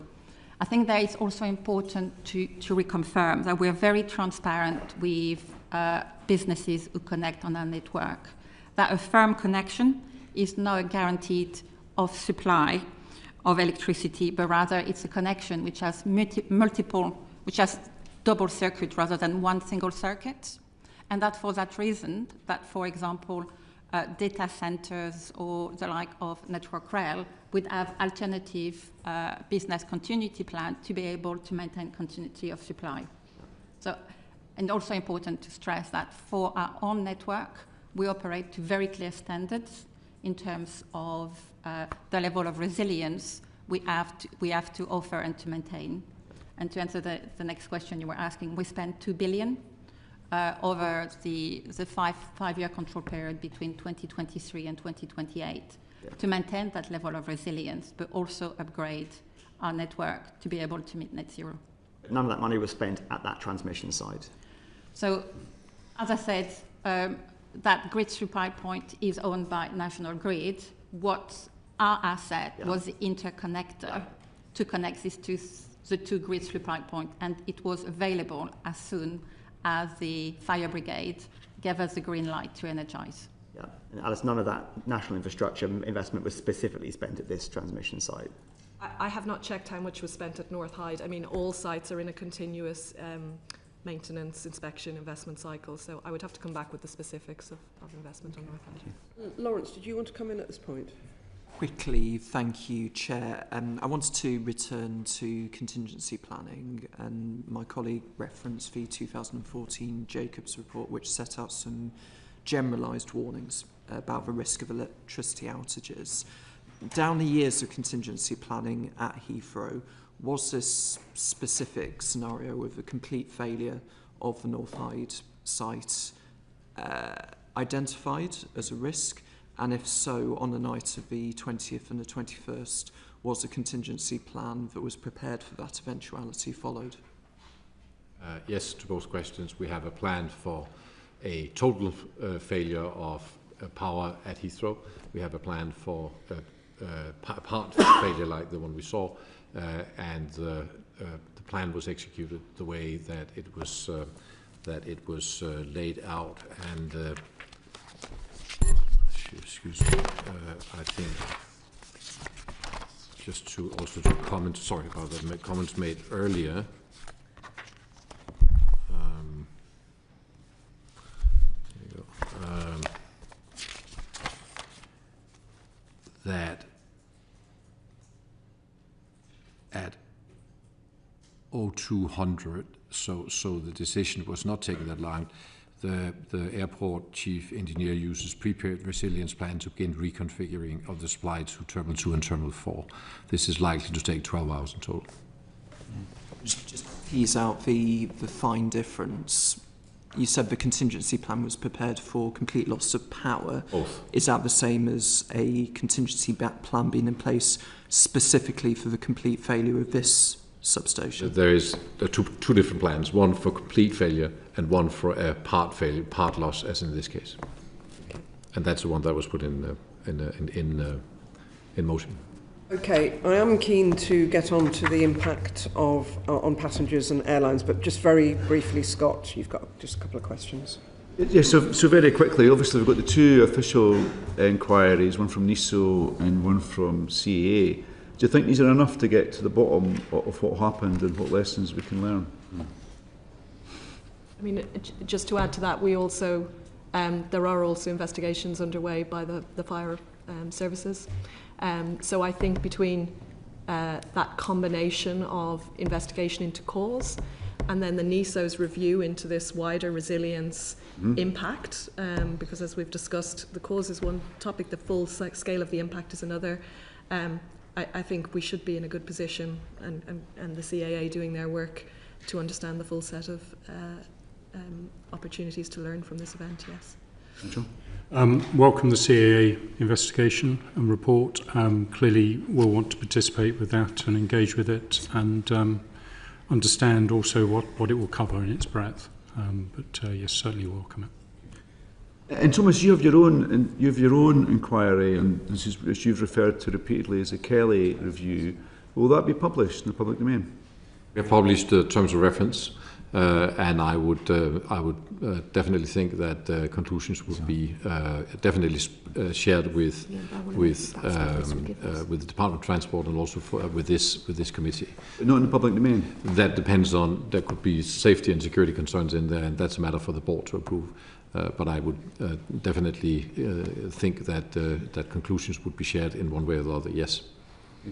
And you know, and if these reports show that either you're poorly planned or the airport dealt with the situation poorly, Will you reconsider this issue around compensation to the airlines and also passengers and your many stakeholders on site? I think that we should do. I have had that concrete discussion with both the CEO of Virgin and the CEO of British Airways, that we have agreed that the whole matter of compensation, we would actually like to have a discussion about when we know the facts, including why this fire started. We are almost 2 weeks in and we still don't know why we had a fire. So that was the agreement we made. Okay, good. Just very quickly, Catherine. Yes, I mean, you've talked about other European airports, but there was a 2023 report to the United States Congress by the Government Accountability Office, which references a large hub airport there that has more than one substation, and that they have the ability to switch from one substation to the other if either of the substations lose power. When you talked about it costing £1 billion, is that the kind of thing, that investment, that would give us? Yes. Thank you.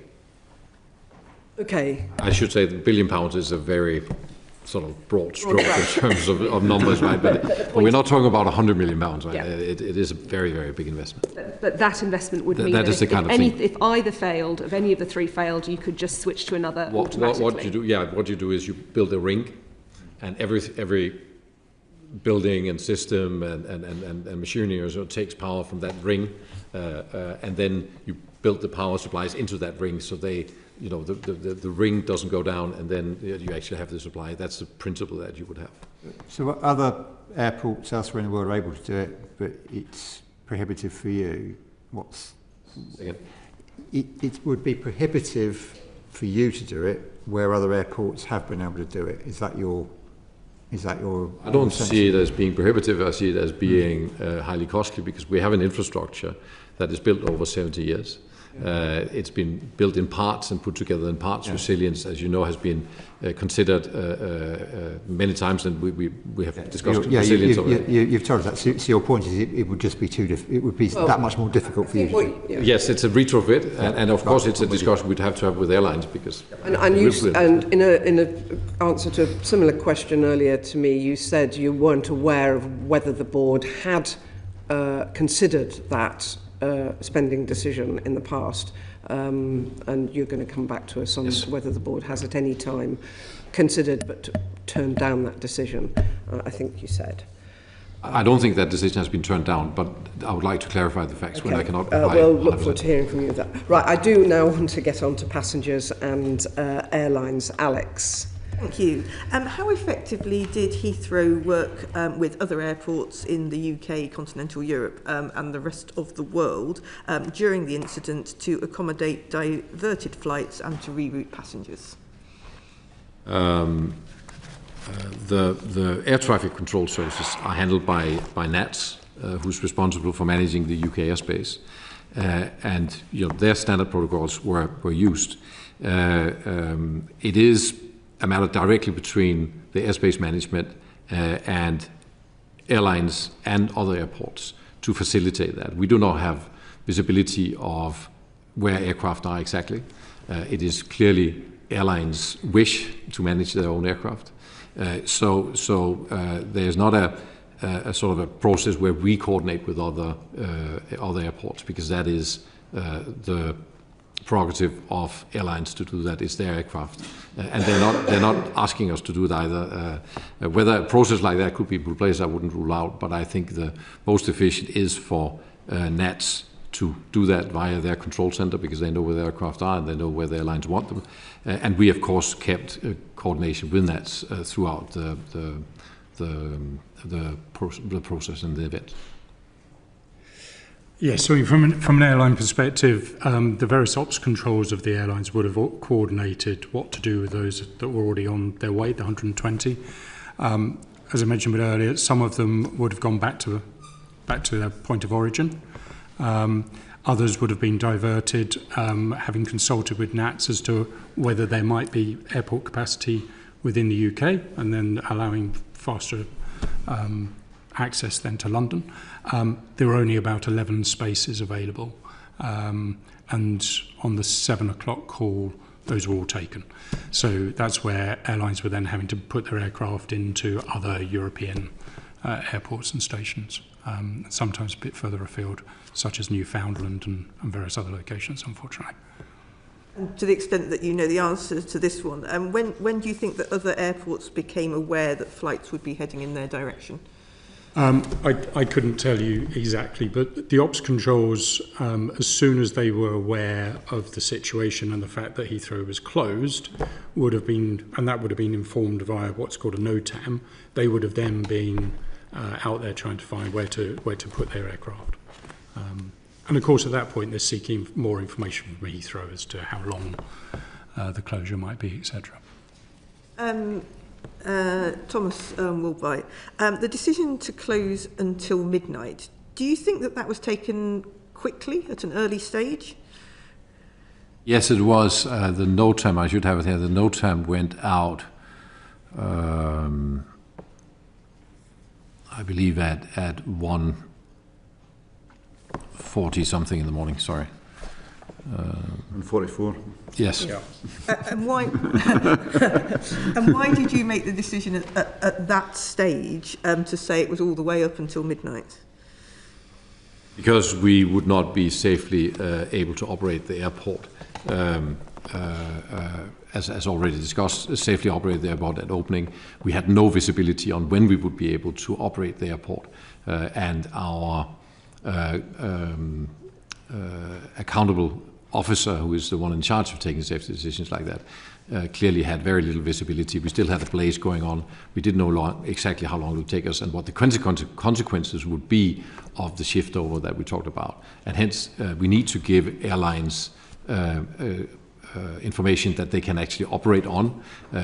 We have previously seen scenarios where we say, well, we maybe think we're open by so, and then we are not, and then it rolls on, and actually the consequences are much worse than being able to take a decision. Now, as also said, and what was shared with airlines very early in the morning, is that our objective was, one, to be back in operation next morning, but also that we would do whatever we could to be in operation faster.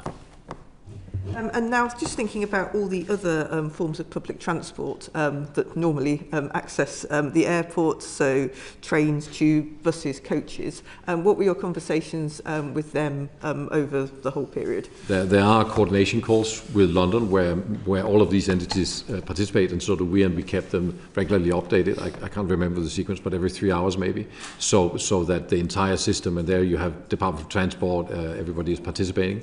The communication was efficient in the way that we saw very, very few passengers turning up at Heathrow before the ones that were supposed to turn up actually turned up. Okay. Scott. Thank you, Chair. So Nigel, Willie Walsh from the International Air Travel Association, who's normally quite a quiet and unassuming character, said this is yet another case of Heathrow letting down travellers and airlines. And it was a clear planning failure. And I think you've already said you think there's a planning failure here. But what Willie's saying there is this is yet another case of a problem at Heathrow Airport. Is it a problematic airport? Well, yes. I mean, from our perspective, and we've got to look at this with regard to future growth and expansion, investment, etc. We're not sure about the foundations of Heathrow as it stands at the moment. There have been a series of events such as this, and give an example. Sorry. Well, we've had outages during last year where we had 82 baggage system issues through the whole of last year, and thousands of bags misconnecting. And from a point of view of value, as I said before, this is the most expensive airport in the world for passenger charges, and the reality is that we don't get good value for money as airline users and as consumers. And we need to have better surety of that value and the value potential in terms of efficient investment, efficient services, etc. As we move towards expansion, airlines are very supportive of expansion, but it can't be under the existing regulatory framework and model because it's just not delivering the efficiency and value that we would expect. And this you mean regulation, you mean the way Heathrow is regulated by the government, you think? So Heathrow is regulated by the CAA, and there is basically a 5-year cycle of that regulation. Clearly, there are expansion proposals being tabled, hopefully later this year. And there's some big numbers associated with that, very big numbers, into the kind of 40 to 60 billion. We cannot go in that direction without a fundamental review of the economic model of Heathrow, because at the moment the charges today are about £25 per passenger. That's £50 per passenger for a long haul flight. We think with rates and the business rates, that could increase by another £5 to £6 in 2026. So there you're straight into kind of £30 plus. And then the next regulatory cycle, it could be another £5 to £10.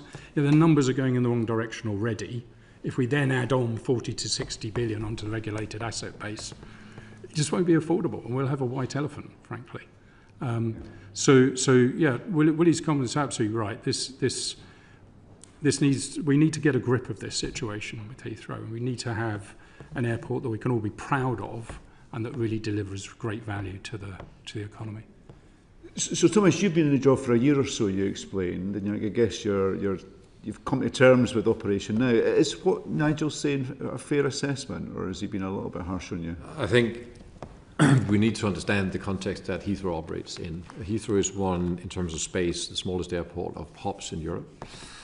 Just an interesting KPI, we operate 6.5 passengers per square meter of airport. The closest to that is Frankfurt at 2.7, Amsterdam at 2.5. Does that excuse all these problems around baggage handling and all the rest of it that Nigel was what I'm making clear is that Heathrow is a highly utilised, very dense, very utilised, the most efficient airport in Europe in terms of runways, in terms of square meters. So you want to make it denser with this expansion, don't you? Sorry? You want to make it even denser? No, we'll get it less dense by expansion, because that'll give us more space. Okay. So what you can say is that we are operating at capacity, which for any operational system is not a healthy situation to be in. But that is where we already are. Excuse me, but you're choosing to operate at capacity. You could operate at 95% capacity. We do that, yes, but our airlines wouldn't like that, because that would reduce the number of passengers, which is what we all live from. So that we are under pressure all the time to accommodate more passengers in our system and more flights in our system. We operate the number of flights to basically 100%, and passengers, we do as much for our airlines to accommodate as many passengers as possible. Don't forget, on that point, we're totally aligned as airport as passengers. Now, if we were to reduce, and there has previously been talk about that, to reduce capacity, there would be an uproar from airlines, and that's also what happened, for example, during COVID. So we are all aligned that we want as many passengers as possible. You can say the short answer is that we should have expanded Heathrow many years ago. That is, I think, the short answer. We are operating at a very, very, very high level of efficiency, and of course we're working with the airlines to make that and to make that an experience that is as efficient for the airlines as possible and as pleasant for the passengers as possible. Now, since I came, I put in place a strategy that specifically talks about value for money, that we want our airlines to perceive better value for money.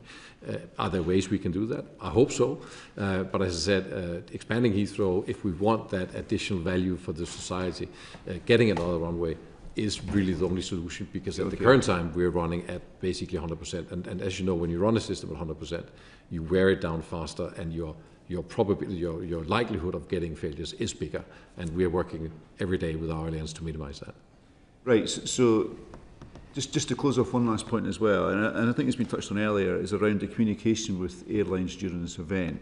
And so some of them have said that you're quite slow to respond, and the airport wasn't good at keeping up with the data update. And Nigel did give that example of a Teams call with 1,000 people on it, which sounds horrendous, but I guess you were in uncharted territory. Is there lessons that can be learned through how you communicate? And do you acknowledge some of those concerns about how airlines didn't always feel they're in the loop? Points. I have received personally only very positive feedback for our communication. All our airlines, some of them have written to us and said the communication that was given to airlines during the incident was first class. And that is these calls. It is correct, during one call we maxed out more than 1,000 people. We have rectified that already. That will not happen again. So that is the feedback we received.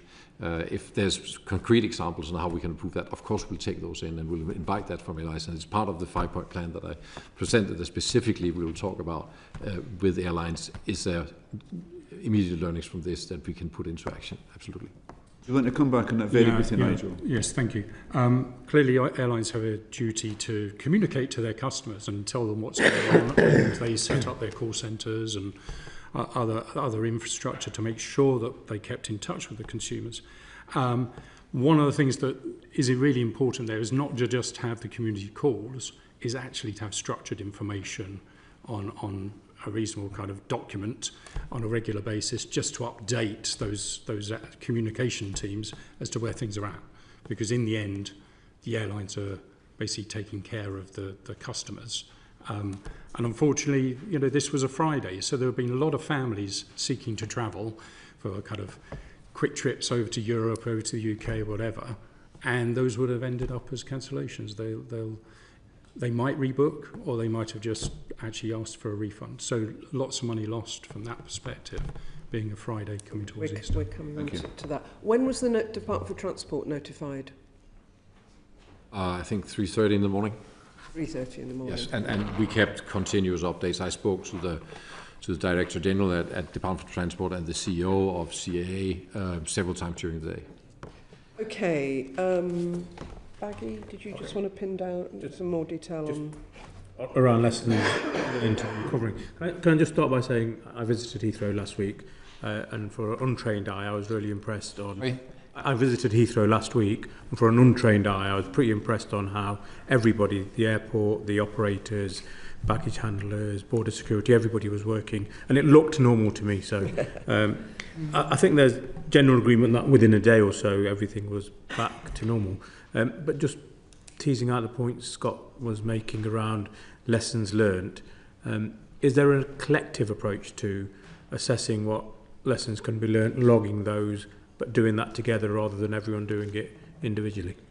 I think, if I may start, that is exactly what is in the 5-point plan that I presented and that I have put in place, is that we will work harder with our airlines, with our partners that are sitting left to me here, and engage with our customers, including passengers, and say, how can we bring that together? And I think definitely, if anything we learn from this, the airport has a very strong ecosystem. As you said, we are back, but we will indeed learn from this experience and bring that out to the wider airport community for anything we can do to improve the experience for passengers. Absolutely. And, I mean, there are other lessons to learn. I mean, Gatwick Airport Southern Terminal was closed and for security reasons, but they moved all their operations over to the Northern Terminal quite quickly.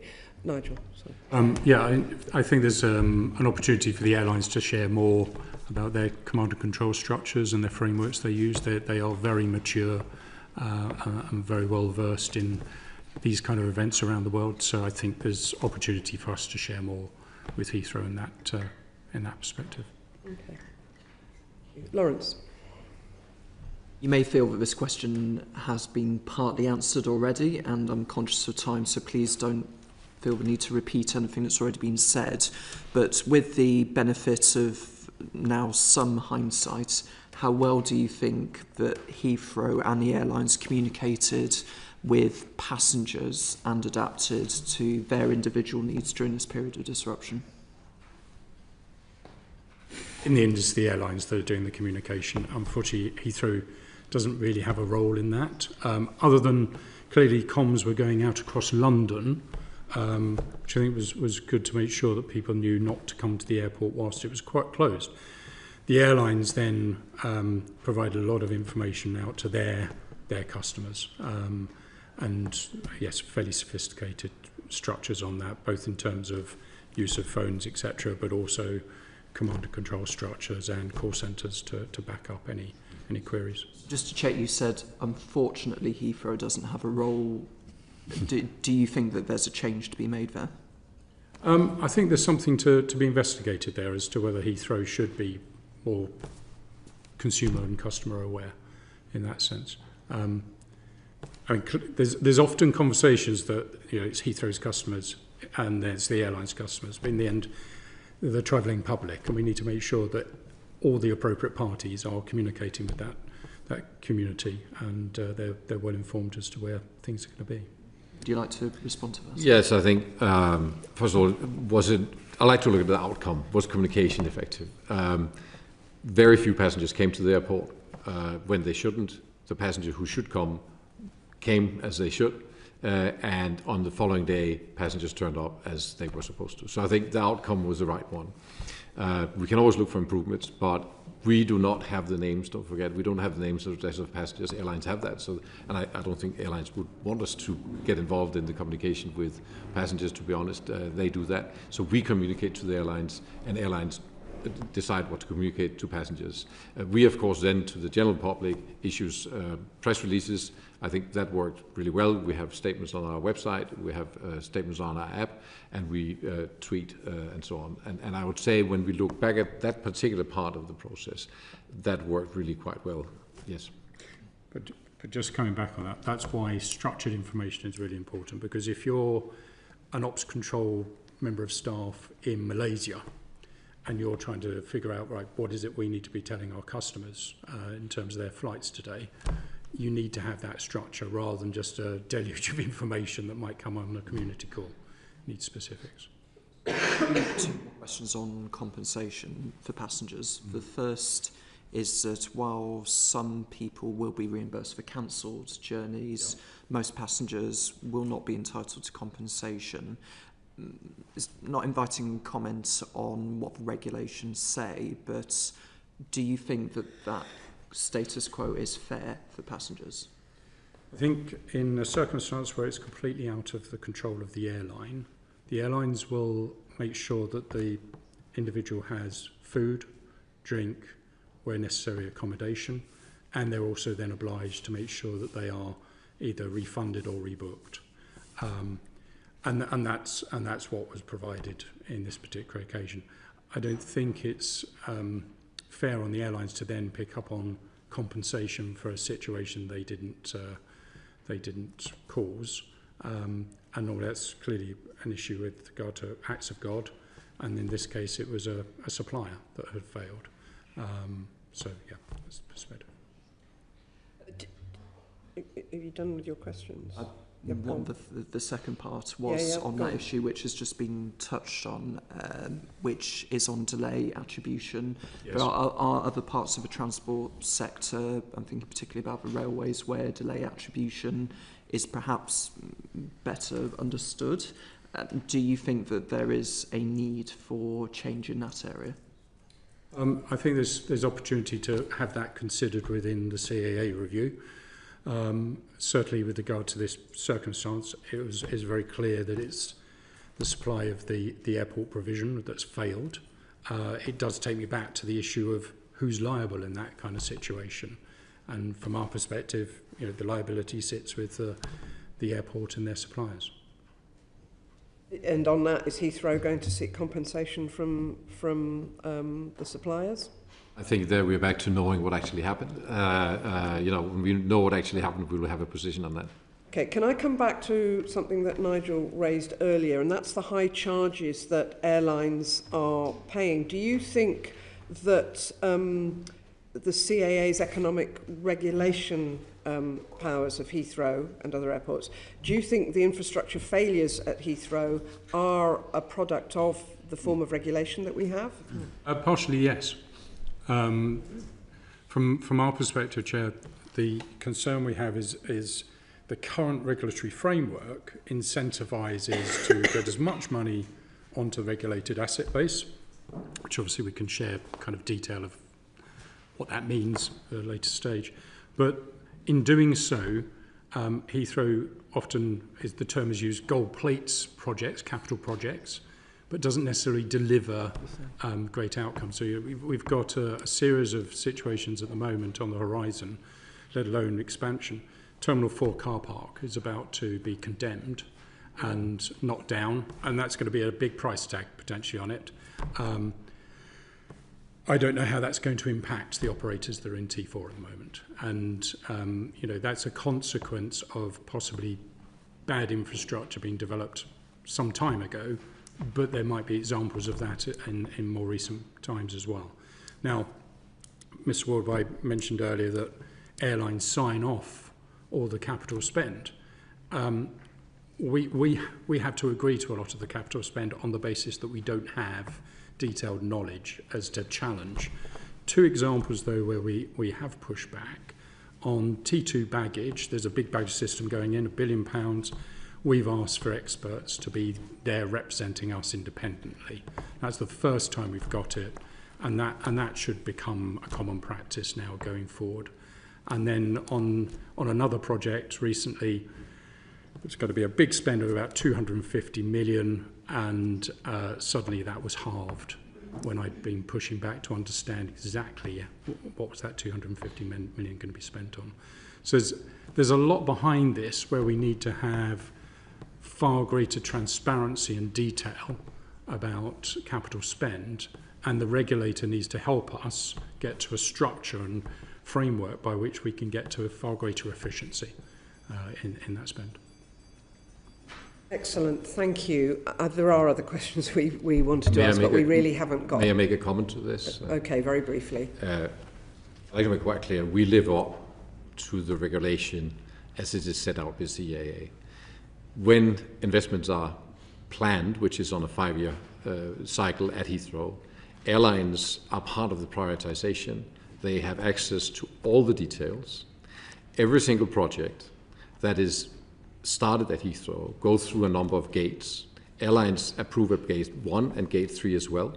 I was actually asking about the regulatory system more rather than the detail of how it... No, just to say, and we are also under, and that's part of the new regulation, we are under delivery obligations, which means that if we don't deliver what has been agreed with airlines, then we get a penalty. So, just to be clear, there is full transparency on investments at Heathrow, and airlines have at various stages ability to either correct, stop, or ask questions to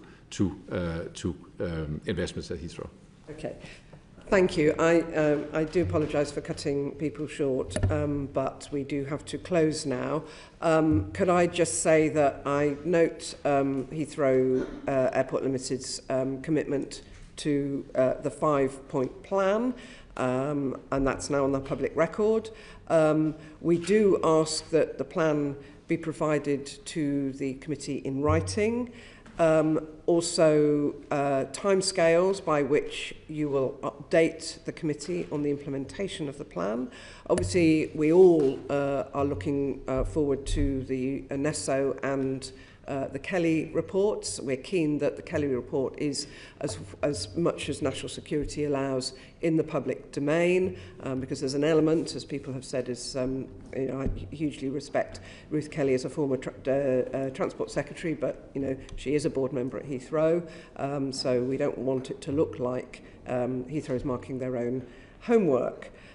So, in conclusion, I'd like to thank all of you for your evidence today. Do feel free to write to us with anything that you felt you've not been able to cover adequately. I think we've all found this session really valuable, as have, I assume, many people watching it live. That concludes today's meeting. Order.